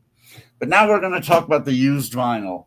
And Rena will start handing me things like and here's something that if it wasn't for you, I would not know about. Middle of the road postcard on vinyl. Yeah. Look at that. Only 80 crowns, which is like about $8.50 in US. I hadn't found this album in my searches yet. I'd found some of the other ones. And finally, this one showed up today at Mickey's Records in Stockholm. It looks like it's a gatefold. I haven't opened it yet. But because of Mark, we had a couple of members of Middle of the Road. I know Sally Carr. What was the gentleman's name again? Oh, you were going to have to ask me that, right? Hold on. It's Sally Carr and the drummer. What was his name? Ken Andrew. Ken Andrew. Yeah, they were both darling. I couldn't believe. I forget what episode that was, but if you check out the archives, you can go way back. That was about 2 years ago. For sure, yeah. They had 3 albums I was aware of. The ones on RCA, which had their big hits like Chirpy Chirpy Cheep Cheep and Soli Soli and a few others that I'm not thinking of right now. Tweedledee, Tweedledum. And then they left the label and they went on, what label is this? Areola. Areola, yeah. And these albums are amazing. They totally rock. I mean, much more. The first few albums were pure pop, which is great. This is like amazing. You could almost call it power pop, really, but it's definitely pop rock. And the songs are just great. I mean, I pride myself on thinking I know just about everything from the 70s that I would love. And suddenly 5 albums by this band just emerged. Renaissance Records in the States, for whatever reason, reissued them on CD. And I bought those, and now I'm trying to collect the vinyl. And so here's one of them right now. Very cool. I love it. Oh, you're going to bring everything over there. So now we're going to show some Dutch stuff. Thank you, honey. There's a band called, I guess it's pronounced Roix Family. And the name of the album is Get Yourself a Ticket. And Get Yourself a Ticket was a hit in Holland for this band and it showed up on several Dutch compilations. And one of the things that marks that song is in the refrain, there's a woman doing some very sexy sounds, not exactly orgasmic like Donna Summer. Donna Summer-esque. but something that isn't all that far off. And this was in the late 60s. So it was I'm probably riffing off Je T'aime by Jane Birkin and Serge Gainsborough. But I've never heard the rest of the songs on this album. I just kind of took a chance that they would be as good as Get Yourself a Ticket. So we'll find out.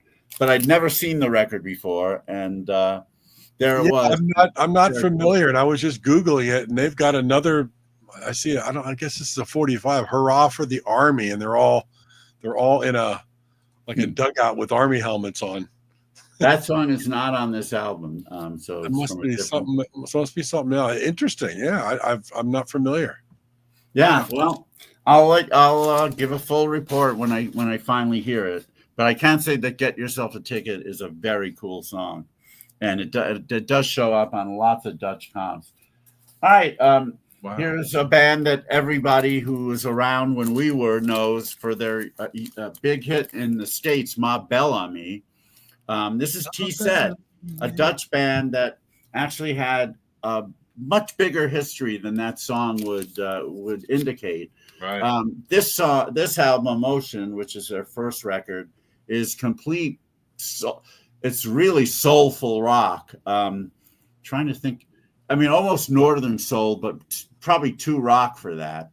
But I forgot the name of the guy, the lead singer. Peter Teteru has just an amazingly strong voice. Just deep and rich, and this album is really quite amazing, and a lot of collectors of that sound really think highly of it.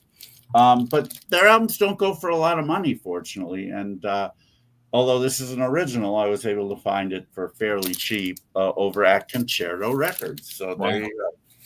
And now we're going to have a couple more T-Set albums. The one thing about T-Set is they changed a lot over the years. My Belle Amie is certainly not a rock soul song. It's pure pop. After that, they became even poppier and just amazingly catchy songs. I don't know what year this album is from, but it's called T-Set Forever.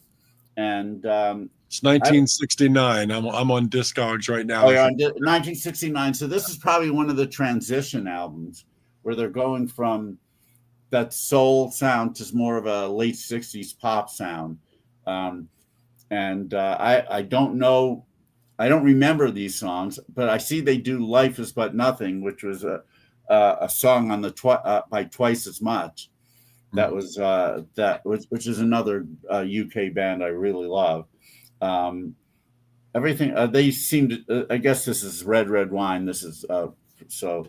This is probably the hit version, and a bunch of other stuff that maybe are originals. So again, not very expensive, 12 euros, which is about $15. So not much. You're finding some good stuff, man. Oh yeah. And here comes another T-Set album. The only T-Set album, the T-Set album I wanted the most, I have not found yet. But there is a dealer in Italy on Discogs that has a copy, and I'm hoping I can get a hold of him and he'll send it to our Rome hotel. This is one called Non-Perishable. It's a fairly late one.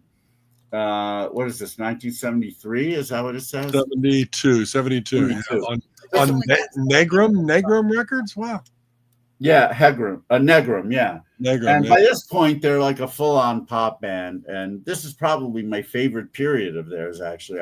I love the early soul stuff, but here is like just total 70s pop with a bunch of songs that probably could have been hits. So I'm very, very happy to find this one. You can see they have a very 70s look to them here. You always wonder, what would the mid-60s T-Set, who were like cool and rocking the soul, what would they have said if you suggested to them, 7 years later, you're going to be dressed in cheesy 70s clothes and you're going to be doing pop songs with bib overalls? They would have probably said you're nuts. They probably would have wanted to fight you. And yet here they are. There they are. Years later, doing exactly what so many other bands did that they didn't think they'd ever do. But that's how the music business, the sound changed so rapidly back then that you had to adapt or die. And you hope that a band like this really liked what they were doing at this point. But, on the other hand, they wanted to eat. So whether they did or didn't, as long as they could sell records, they were going to do what they needed to. And I'm glad they did, because I really what T-Set album don't you have you're looking for? What's it? It's the second one with the blue cover. What is it called? Join the T-Set. Join the T-Set. I really want that one. Have you heard this, In the Morning of My Days? I don't know. That's an album from 1970. I guess that one I haven't. I don't think I found that one. Looks very psychedelic. It's like they're out in a misty field, and it's called In the Morning of My Days. Maybe I did see it. Maybe, you know what? I may have actually bought it and shipped it back. I don't think so, though. I think I'd remember. I'm gonna have to check, because some of the song titles, like She Likes Weeds. Oh, She Likes Weeds is an amazing song. You Turn My Green Light Red. Yeah. No, that's probably the best period of T-Set, when they do She Likes Weeds. This is cool. It was a big hit over there. Obviously, we never heard it in the States. No. All right, look at this. A band that we both love, The Kick. This is their first album, Spring Leavened, and it's autographed. They had an autographed copy there. I didn't worry about the legitimacy. I mean, who's going to fake autograph a Kick album, right? So, yeah, they had an autographed copy. And which one are you talking about? Which one are you talking about, Michael? Which album? You're talking about T-Set or The Kick? No, probably a T-Set, because unless he types really fast. I mean, who in the world? I mean, somebody in Hawaii, I assume, actually found that record there. I find that hard to believe. I've never seen those T-Set albums in the States. Which album, Michael? Because I never see those in the States. He might have been talking about the one I was talking, In the Morning of My Days. We really? Someone in Hawaii? I know I shouldn't assume that you're friends from Hawaii, but who the hell? Yeah, I can't imagine that was ever there. But anyway, this is their first. This is the Kick's first album, and it's all in Dutch. All in Dutch, yeah. And here's something that I really wonder about. They had a hit from it called Simona, which is spelled Simone. That song completely ripped off the melody of a song called The Dancer by an Australian band called The Illusions from the 60s. Did they think nobody would know? Maybe they did, but this guy knew. I'm listening to it and I'm saying, what the hell are you doing here? Oh, we were children. Oh, I see. Okay. Let me see if they credit Simona to any of the songwriters in The Illusion. I think Steve Kipner was one of them. I'm not seeing any writing credits at all. So they're an interesting band, The Kick. I mean, obviously we go back to the Mad, which we loved what they did, and then they developed this kick and then did everything in Dutch. Almost everything. The first single, "My Mouth Is Still Dry," which is on an IPO CD, right? That one's in English. But then, they immediately went Dutch, and they've been doing that ever since. They've been doing it ever since, which obviously means they're only primarily going to be just selling in their native, Amsterdam, Dutch language product. But they evidently don't want to be big anywhere else but there. Apparently, Dave Van Raven, the main guy in the Mad and the Kick, is pretty popular in the Netherlands the Netherlands, kind of a TV presence. Yeah. So I don't think just as a musician, but I think he has a television presence as well. Yeah. And every Kick album is very different. They have one that is completely 80s. They have one where they pay tribute to, I think it's a classical artist from the Netherlands, and they do their versions of his songs. They are completely there. I mean, Dave is the most versatile songwriter around. That's that I know. That's for sure. We're going to go back to the 60s with this Dutch band called Zen, and they had a big hit with in the Netherlands with their version of Hair, which is really good actually. This album's quite good. I may already have it, so this will be one that you'll get if I do have. It's cool. Cool album. I don't know if I have a reissue or an original, but this is so they had a really big hit. Another song from this album, "Please Accept My Invitation," is a great pop psych song that has shown up on a lot of comps. More comps than Hair, actually, because it's much more in that psych pop vein. This whole album is really good, late 60s pop psych. I think, like T-Set and like other Dutch bands, I think they changed their sound to something much more 70s. In fact, I don't know if it's their next album or one after, they've already got the 70s hair and the 70s clothes, and they're doing 70s rock. Yeah. Again, and I mean, not just in Holland, of course, but in every country, with the sound changing as quickly as it did back then, bands had two choices: adapt or die. You couldn't keep doing the same thing, like bands can now. I mean, these days bands can put out the same album 6 times, or the same kind of sound. I mean, because sounds are not changing, especially in the pop realm. But that's changing a lot. That changed a lot back then. So that album you just held up there with Zen, that's called, I'm just looking at some things on called Hair. It's called Hair, because they used the exact same photograph I just see on here from Mercury. Mercury put out a compilation from Zen 67 to 70. That's correct, yeah. With 23 tracks on it, but they used the same album. The CD reissue used the same cover, yeah. Cool. So here, I always love finding albums from different countries that have totally different covers than the ones that we're used to. Right. And here's a cover that I think is better than the one that came out in the States. This is the Bee Gees' Cucumber Castle with a completely different cover. I believe this is a Swiss copy. I don't know if this cover existed in any other country, but where did I see this? Somewhere in Amsterdam.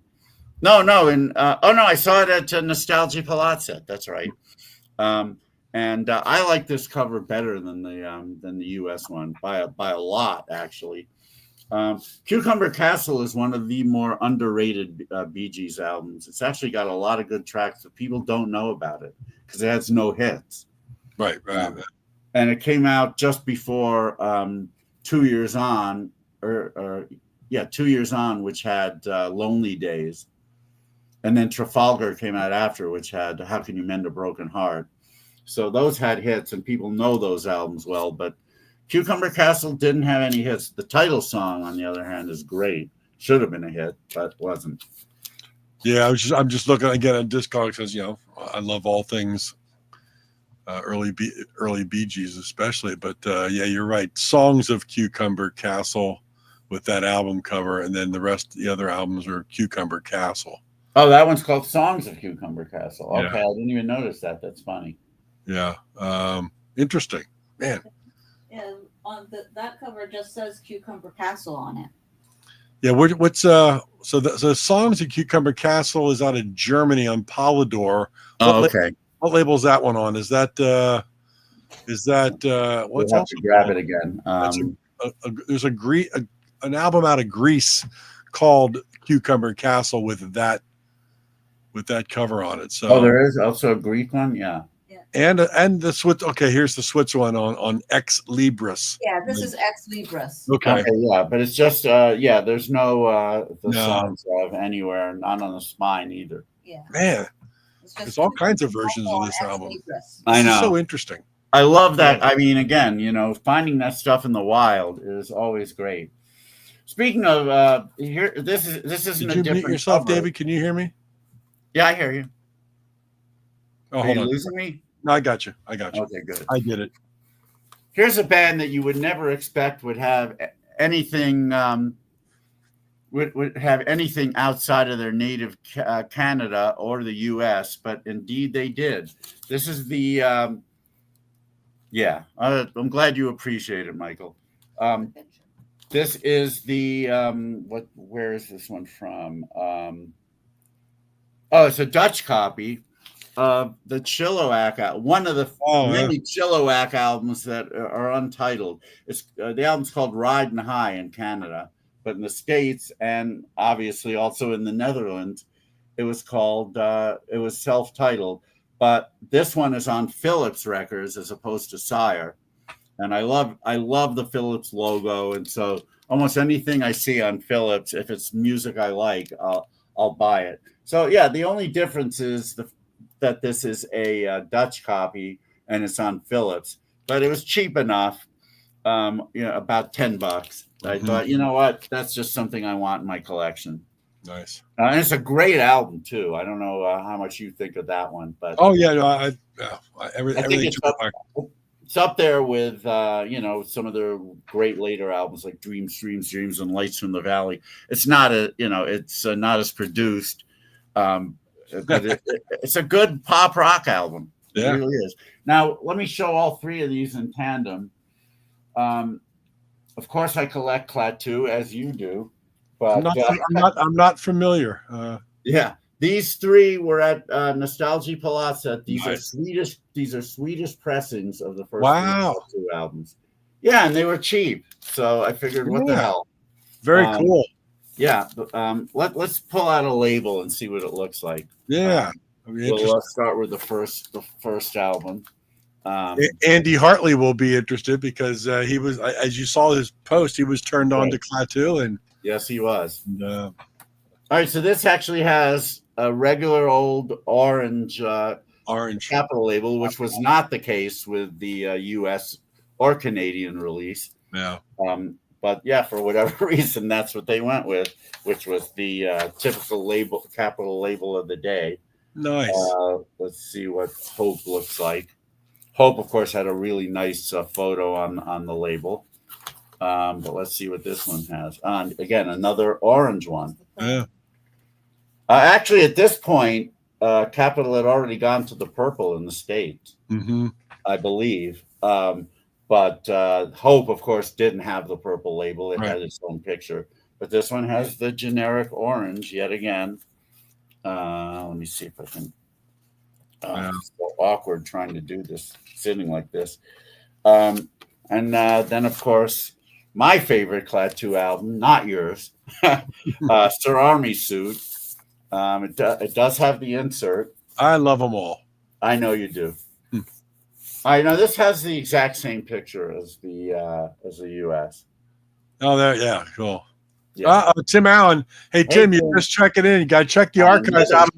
How dare you? Yeah, look at that. Hey, Tim, check the archive out after this is over. You're going to hear some great music David played tonight. From bands who played IPO Liverpool and Stockholm. And Stockholm, yes, indeed. As well as one who didn't, but who are great. Anyway, so yeah, that was just seeing those Swiss versions. Again, just add to the Klaatu collection. That's very cool. Oh, okay. This one I actually meant to show a little earlier, but one of the most famous Dutch bands ever, because of two songs now, really. This is what is considered to be the first Shocking Blue album. It's not, but it's the first one with, of course, the great Mariska Hargitay. Yeah, one of the sexiest women ever to sing lead and appear on a stage. This is the Shocking Blue at Home, an original copy on Pink Elephant, which was the Dutch label. And of course, the U.S. Album that had Venus on it was kind of a bastardization of this one and another one, I believe. But let's see what this looks like. This album became very, very sought after by collectors when a song from it, Love Buzz, was recorded by Nirvana. And that got this band a hell of a lot of cred, more than they ever had, with just having Venus as a huge, huge hit. Shocking Blue have a lot of great songs. Yeah, and not all sung by her either. So some of the ones that are sung by the guys are awesome as well. A lot of really good albums, but that one is always going to be the most famous because Love Buzz is on it. Yeah, and I've always wanted an original copy. So, she passed away too soon. I know she did, like a few others. Here's one this is the last thing I found, a British mono copy of the first Association album. Nice. That was at Mickey's Records, and I was telling Mickey that we had Jules Alexander and Jim Yester on Material Issues, which was a great, great episode. And again, that was all you, and thank you for doing that. That really made my year.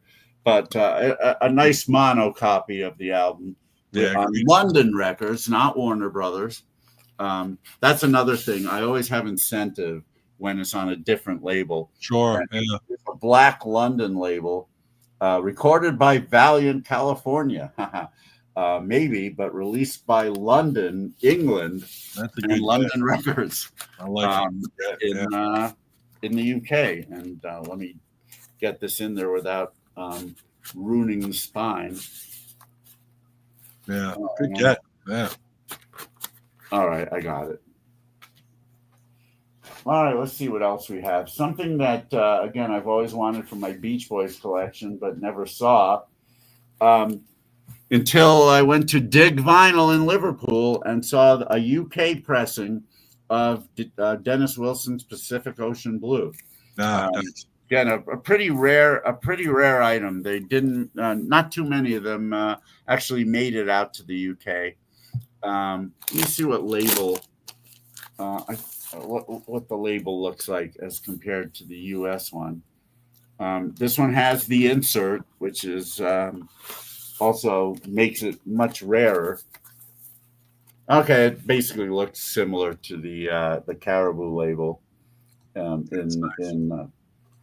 in the States, but this is on, I guess it's CBS Caribou. A brilliant album for sure. Something that the rest of the band had no idea Dennis had in him. I mean, even though he had recorded some and written some pretty cool songs for the Beach Boys, this went above and beyond. I mean, it has all kinds of classical influences and blues and soul and pop. I mean, Dennis really learned well from his big brother, but I think he also had it in him.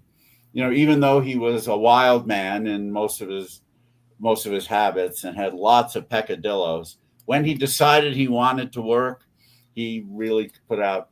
I mean, most people consider this the best Beach Boys solo album, and I will not argue with them. And Mike Love, made fun of Dennis Wilson for so many things. What the hell did he put out? Lick it back with love.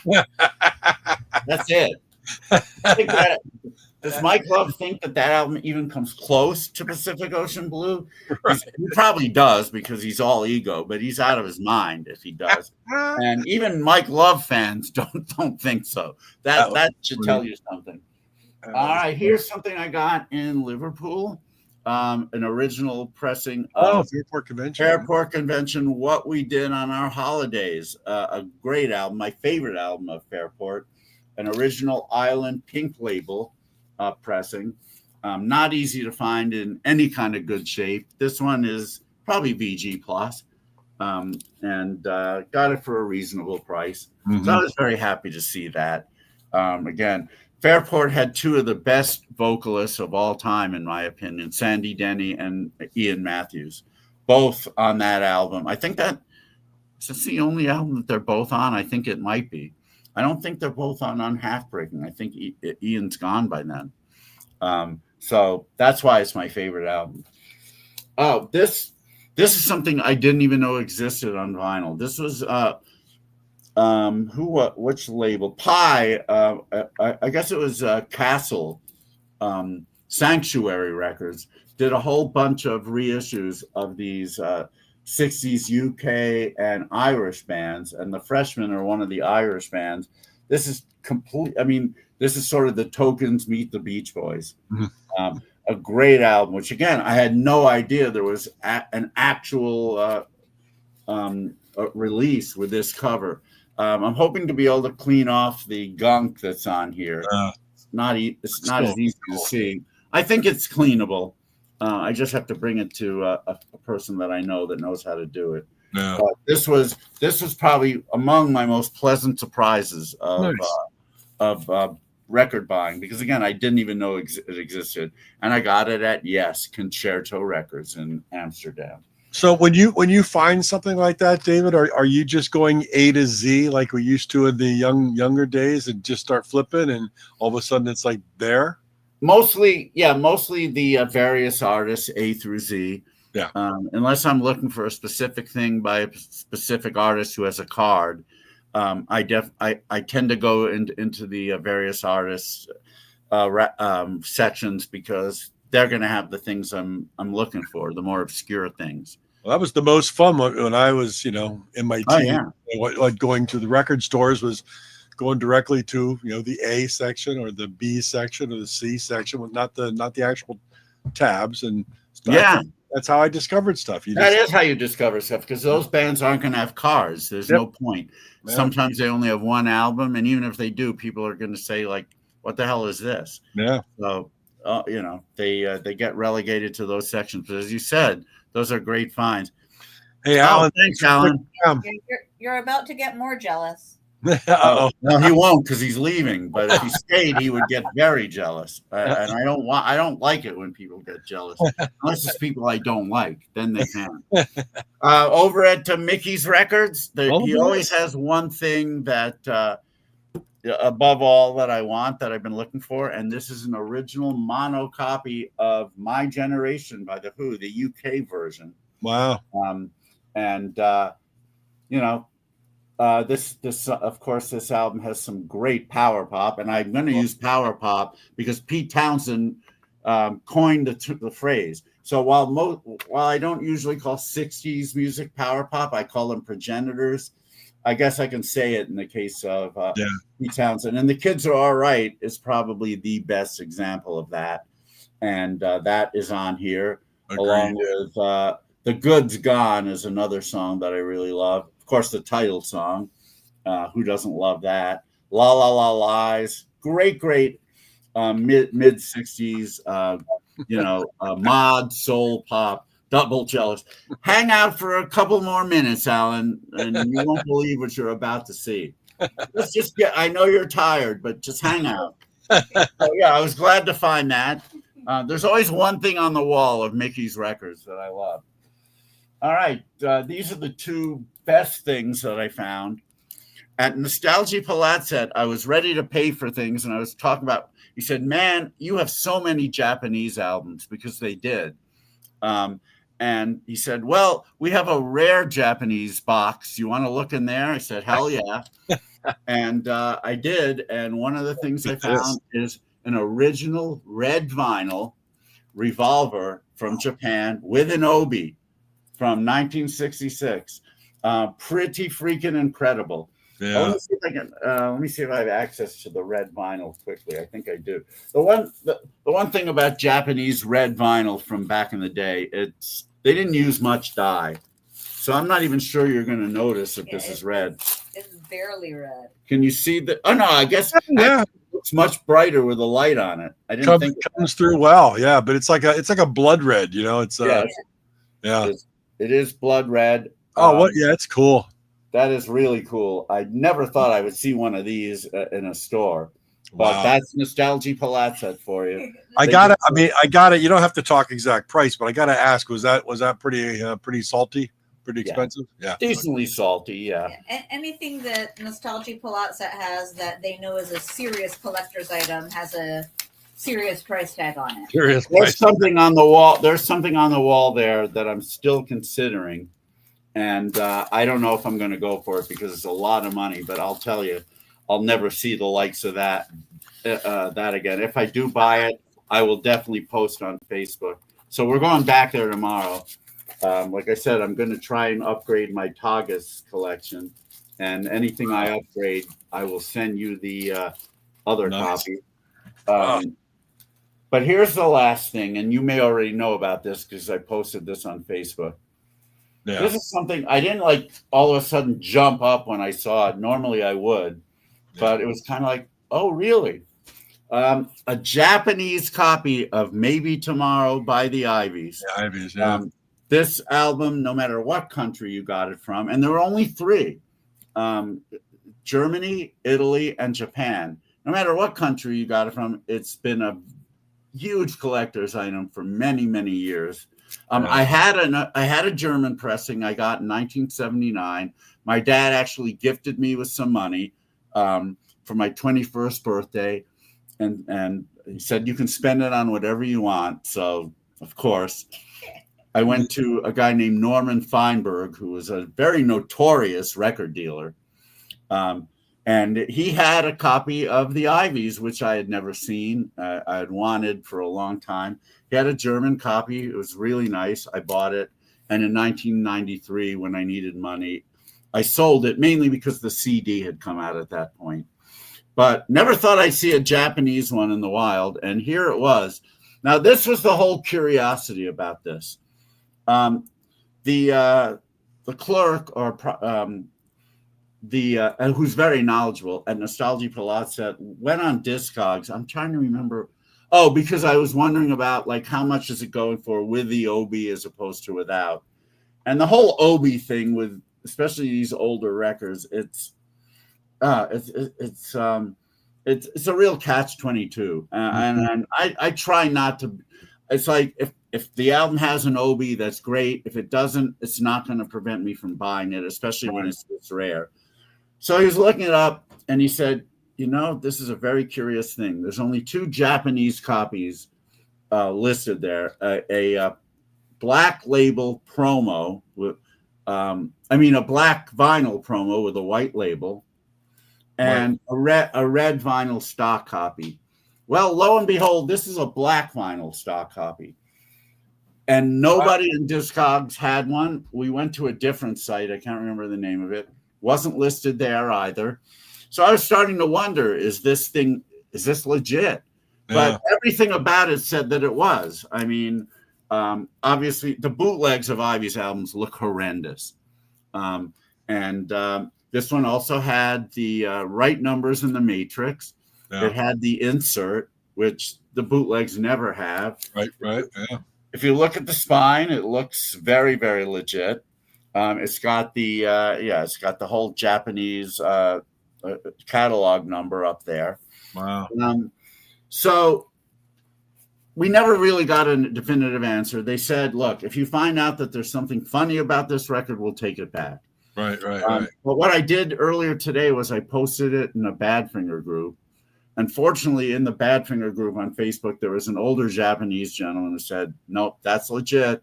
I showed him all the photos. He said, absolutely legit. I said, then what's the deal? Why wasn't it listed there? He said, I don't know. Maybe they ran out of red dye. Yeah. And the last few copies were black, but I might actually have here a very, very, very rare item. Yeah. A stock That's black exciting. copy. I already had somebody offer me $150 more than I paid for it. Wow. I told him what I paid in a private message. He said, I'll pay you $150 more. I said, I don't want to take a chance on Discogs buying what might turn out to be a bootleg. Right. I know. I saw this. I trust you. I said, no, I'm not selling it.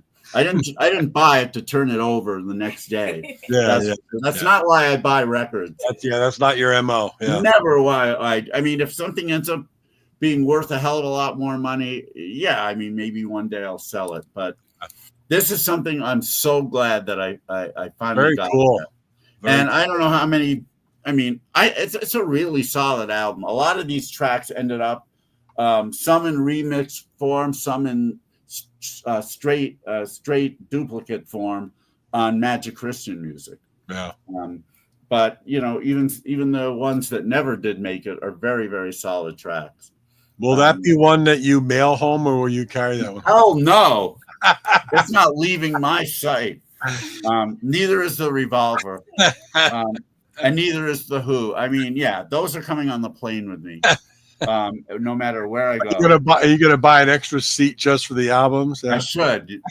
This one deserves an extra seat on its own. I mean, it's just and again, this could end up being an incredible collector's item because nobody seems to know about a black stock copy. Is this not the nerdiest talk? But who cares? That's what we're about. It's very cool. Very cool. Yeah, I love it. I mean, again, Nostalgia Palat set. I hope you get to go there one day. Would love to. That would be that's a bucket list item. And they don't only have expensive records. They have they have the 10 krona bin. Yeah. Oh, I hadn't looked in the 10 krona bin, but even 100 krona, that's $10.80. So yeah, nice. If I see a Chilliwack album for that price with a Phillips label on, I gotta get it. Great shopping so far. It's not over yet. Yeah. Hell no. It's not over in Stockholm, and then there's Rome. I mean, Rome doesn't have as many 60s bands that are cool. There is one band called IPO, and they started out as a beat band, then they got psychedelic, but in the 70s they went completely soft, almost like soundtrack music. It's not bad, but the stuff in the 60s is cool. They have an album called Contrasto, which there are no copies available on eBay. On Discogs. I'm hoping some store in Rome has one because I totally need it. It's nothing I knew about until a couple of days ago when I looked it up. Yeah. Because I was I did a search of Italian bands. There's one called the Motowns who have a record that's not that hard to find. So hopefully I'll see that one. And the Rogues, who are already known by a lot of people for doing the Italian version of Let's Live for Today. Okay. All right. Which I think very cool. Will be mine again. Anyway, so we'll see what happens in Rome. But there we have it. And again, that's only a fraction of what I bought. Great gets though, man. But yeah, I'm really happy with what's transpired on this record expedition this year. Very good. But I'm way too tired to figure out who we have on. I have no idea. No, I got a list here. Here we go. Let's talk about that, and then we'll let everyone go. All right. So today we did our thing. So next Sunday, which would be June 15th, you'll be on your way home from wherever you're flying out of. I should be home by the time the episode is on. So this episode is going to be at 9 p.m. Eastern, 6 p.m. Pacific. My flight is scheduled for 2:15 Pacific. So if I do get in with immigration and everything, and then home, we should be home by about 5. So unless of course your Ivy's album is confiscated at immigration, and then they'll say it's a bootleg. You can't bring bootlegs into the States. You're going to have to. It's contraband. It's contra BANNED. That's right.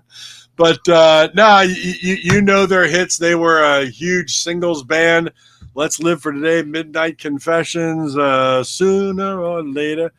I'd Wait a Million Years. What else we got? Temptation Eyes, my favorite. Temptation Eyes. Yes, the Grassroots and the lead singer, keyboard player from so many of those hits, Dennis Provisor, is going to be joining us. Matter of fact, I just got an email today from his management talking about testing before the show to make sure the connection's good. So Dennis is lined up for 9 p.m. Eastern next Sunday. It's going to be a good one. It'll be a good one. I mean, I know he's about 80 years old now, but so I don't know what he looks like. But I have to say, I didn't have too many man crushes, but I had man crushes on two members of the Grassroots. Rob Grill, before the mustache. The mustache ruined him. He was really handsome on Playboy After Dark, where they did, I think it was there where they did Bella Linda, and Dennis Provisor.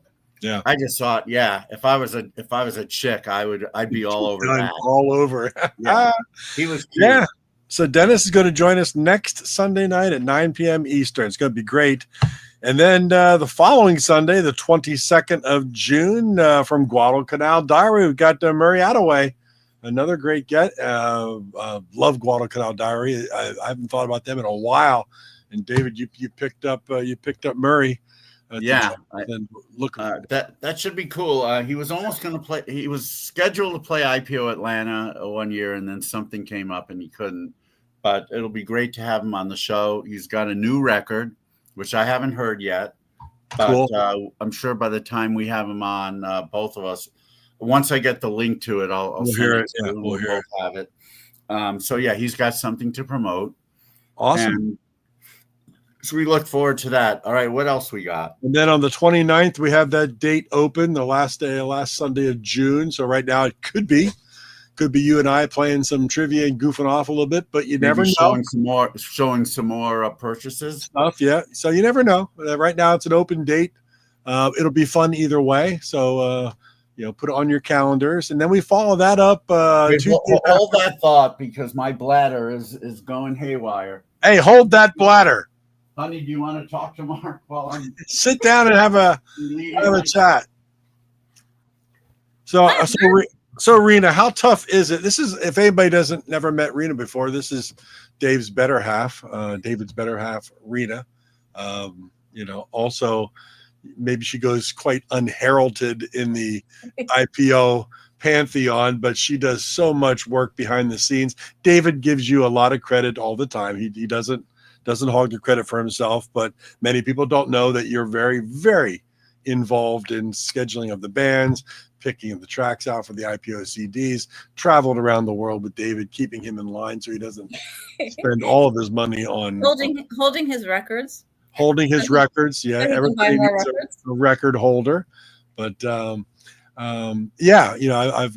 was at their wedding. I was at Rena and David's wedding. I've known Rena for quite a long time, and she's a special one. So it's good I get to sit here and talk with you while David's otherwise occupied. Occupy, yeah. Slide the little occupied.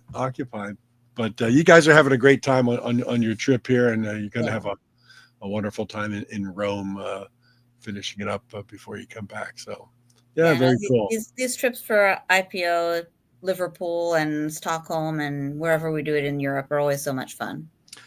Yeah, and I mean, you've got your own career that goes on, and I know you work very, very hard. You're always working, and listening to David talk about that. So it's a trip that's well deserved for you, and get you away and get you to do a lot of things, and you get to buy your own CDs. We should have a special Rena episode so she could talk about her purchases. Well, he had me as a guest on one of his Facebook videos that I showed off what I found at Concerto. Well, here's a question for you real quickly. How is the wine in Stockholm? Was there the wine in Stockholm is okay. It's not great. Liverpool restaurants tend to have a better selection. Okay. I'm really looking forward to the Italian wine. No kidding. I like Italian wine a lot. I'm seriously looking forward to the food and wine in Italy. That's why I didn't ask you what about looking forward to wine, and obviously it's Italian wines, but Yeah. you know, there can't be much out of Sweden. But No, well, most of the wine that I've encountered in Sweden has been imported from either sure. France or Argentina or someplace like that, or California, actually. You know, have a nice Brunello or Barolo or any Super Tuscan over there in Italy and enjoy it. That was oh look, Michael's saying aloha, Rena. Aloha, Michael. Nice. When I took my parents, you know, post divorce on a Italian cruise, we would go to, you know, some little neighborhood restaurants and things, and it was always the homemade wine that they enjoyed the most, which was very interesting, because so many places will make their own homemade wine and serve it like water. You know, it's there.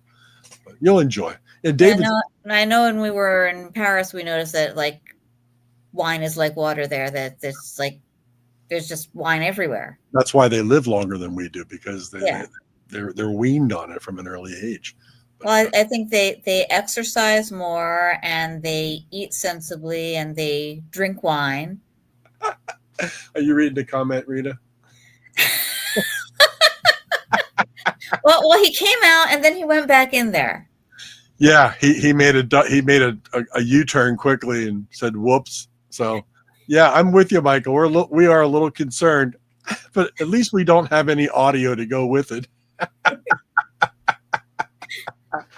Oh, it's wonderful. Well, it's a good getaway for you as well. It's not only a business trip, but it's fun. You know, hey, and it's great to see Michael. It's great to see you popping in, Michael, because you know, we missed you for so long with all the disaster going on out where you are, and it's good to see you checking in, and that you have access to the internet and you can tell us you're good. Calling you. I don't think it's quite that disastrous yet. Good stuff. Yeah, good to see you, Michael. Thanks for hanging out. But yeah, it's great. How many things is David sending back home? I know he's got to package things up. So he sent one box home from Liverpool. Yeah. And between Amsterdam and here, he's bought enough that there's probably at least one, possibly two boxes getting sent home tomorrow. Wow. So it's almost like the holidays all over again when he gets home. Yeah, because he forgets what he put in which box. Yeah. You know, he thinks it's like, oh, I have this. Oh, wait, maybe no, I sent that home. So, but yeah, does he travel with a portable CD player to listen to things on the plane, or just uses his laptop? He uses his laptop, and he does have his external drive that he plugs into the laptop so that he can listen to CDs. Traveling does not agree with my system, or vice versa. Yeah, so, I'm with sorry about that, but yeah, I mean, the external drive really came in handy because it enabled me to rip songs from the CDs onto the laptop and then put them onto the Streamyard site. So, well, you know how laptops, and if you need to buy the external drive, you know, because they don't. Now you do, yeah. I'm so paranoid with all my CDs and everything that I've actually purchased like 3 additional portable CD players and just put them away. So down the road in history, you know, I'll always have a portable CD player that'll work. No, I think that was a wise decision, because any of the good ones, if you look on eBay or Amazon, they're going for a lot of money. Yeah, I mean, there's a company called FIO, FIIO, that I buy their MP3 players and things that I load up with tons of stuff, but they have a brand new portable CD player out, which is really a good unit, not super expensive, you know, more than just a cheaper one that you'll see, but really, really well done. What kind of features does it have? All your basics. Nothing. No, I wish I had it right here next to me. I could tell you, but it's USB-C rechargeable, and it holds a charge for a long time. But you can play different resolutions. I'm not sure what it's all about, but it's the basic stuff. But just a really well made model. Heavy. All metal construction, not just the plastic crap. Really, really good. So I bought one of those. FIIO? FIIO. And where do you find that? Is it on Amazon? You can find that on Amazon, and all the normal places. I think Amazon carries it all. But like these are the. Let me just show you here a second. I just happen to have these right next to me. So like this is a FIIO MP3 player. Okay. It's got dual micro SD card slots. Oh, okay. And each SD card can go up to 64 gigs.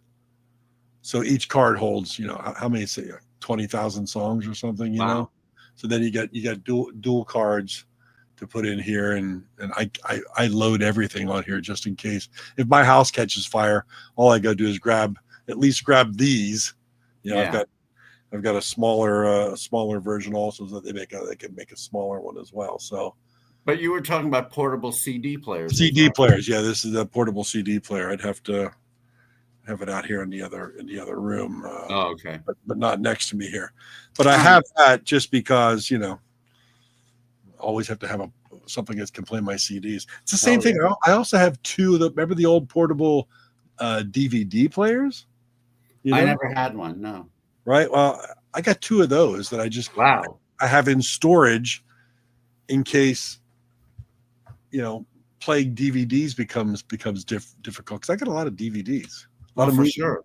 And no, you got to have the equipment. Got to have the backup. Yeah, I mean, all those L cassettes that I have lying around, I need an L cassette deck. Do you remember those? I think I remember them. Yeah, I remember late 70s. It was supposed to have the convenience of a cassette player, or L cassettes were supposed to have convenience of cassettes and a sound of reel-to-reel quality. Apparently, it didn't have the latter. Or it probably would have sold a lot better, but yeah, that thing died a very quick death.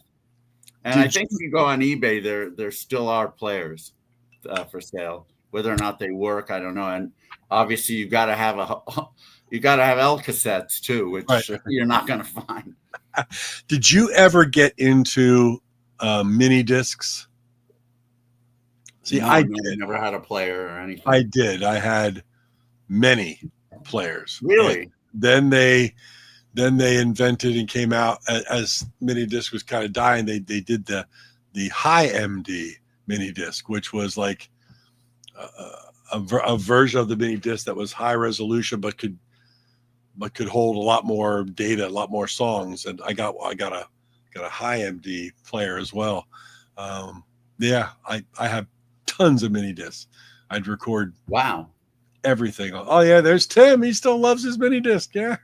Nice. See? You were using it more for recording. You didn't buy the No, I used it for creating my own compilations or record and then being portable and being able to take it.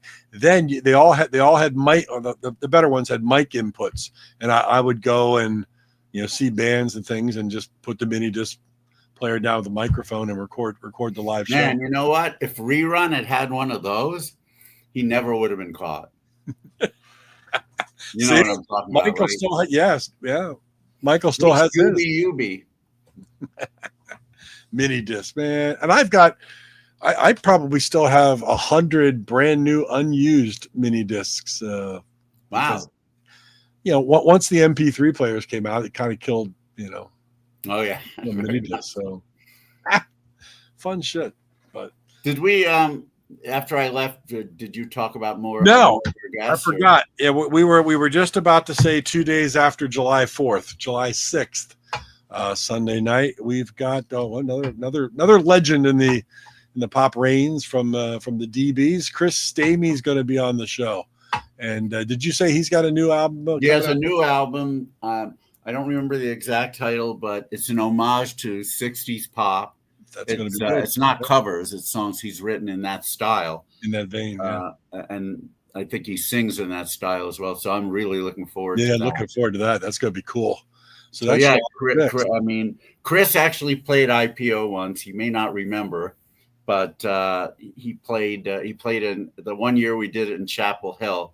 I'm trying to remember what the name of his band was. It started with an A. And Peter Holsapple, I didn't even know he was going to be there, but he was part of the band. That's cool. It was Chris, mainly Chris, and I think it was a guy from the Mayflies USA. It was also a pretty big band from that area. I think it was Chris and that guy. I don't remember his name anymore. But that's going to be good. That's July 6th at our normal time, which is 8 p.m. Eastern. And we always say, subscribe at materialissues.com. You'll get an email telling you what's happening coming up. But then after that, on the 13th, we've got the husband and wife team of Kurt Ryle and Kristen Pinnell of the Gripweeds, because they've got everybody's got new albums coming. This is fantastic. 2025 has been a good year. They have a new album that's now been out for a few weeks. I just missed by a day getting my copy. It showed up the day that we left for Liverpool. But I've heard some of the tracks, and it's classic Gripweeds all the way. I mean, no one does that kind of sound better than they do. And Kurt Ryle, it takes a lot of work to do what he does, and he does it well as a producer, as a player. I mean, he can play anything. But his best instrument is drums, and I remember at Gripweed shows seeing him do drum solos and other stuff on the kit, and just seeing other drummers like just slack jawed, like they can't do what he does, and they know how hard what he does is, and then a lot of the tracks that he sings lead vocals on, and he's drumming at the same time. I know. It's not an easy thing to do either.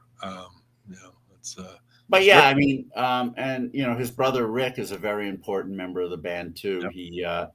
He writes usually half the tracks and sings lead. Yep. And then Kristen always has a couple of them. And what a guitar player she is! They're just a great band. They're if you know power pop, particularly up here in the Northeast, the Gripweeds they're legendary. And of course, they're on Wicked Cool. They're all over Sirius XM, Little Steven's Underground Garage, and they're a great band. Just a great band. And we're going to talk to Kurt and Kristen on July 13th. Certainly look forward to that. I think that's all we have. That is it for now. I haven't really been in the frame of mind to search out guests lately, but you know how it is. We'll both get back into that. We always have stuff kind of in the fire, and you never know what's going to pop up. I've got a couple things that, as soon as somebody finally says, "Oh, okay, yes," then, Speaking of never knowing what's going to pop up, I still urge everyone to check out episode 95. But ladies and gentlemen, he's here for 2 shows tonight. Yeah, that's definitely our most unconventional episode. I would say I'm glad we did it. Yeah, indeed. And if you don't know what we're talking about, you got to go to the archives at materialissues.com, running in the banner below you right there. That's where you can subscribe. I don't know what they say. They say ring that bell. I guess that lets you know that a new episode has been posted to the YouTube channel. But we love to see new subscribers, and we've been getting them pretty consistently over here on the Facebook page. We have, yeah. But, we do it because we love the story, we love the archives, we love to play some music and turn people on to new stuff, old stuff, medium stuff. It doesn't matter.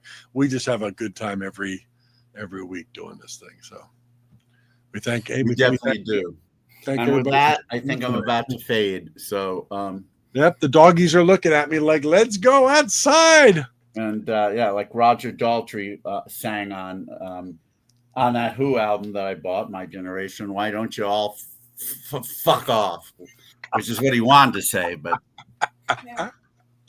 oh, no doubt that's what he wanted to say, but he couldn't do that in 1965. It's great. Well, great show tonight. Great music you played, David, and enjoy the rest of your time in Rome and a safe trip back home. And we will catch you next Sunday night when we've got Dennis Provisor of the Grassroots at 9 p.m. Eastern Standard Time. Love to Rena. Boom. Love to Ches, love to Audie, and you can say love to Rena right now because she's here. That's right. She's love to you, Rena. Tim is queuing up episode 95. Make sure, Tim, you have a lot of tissue paper because it's a jerker. A tear jerk. I mean, it's a knee jerker. Yeah. It's a jerker Emanuelson.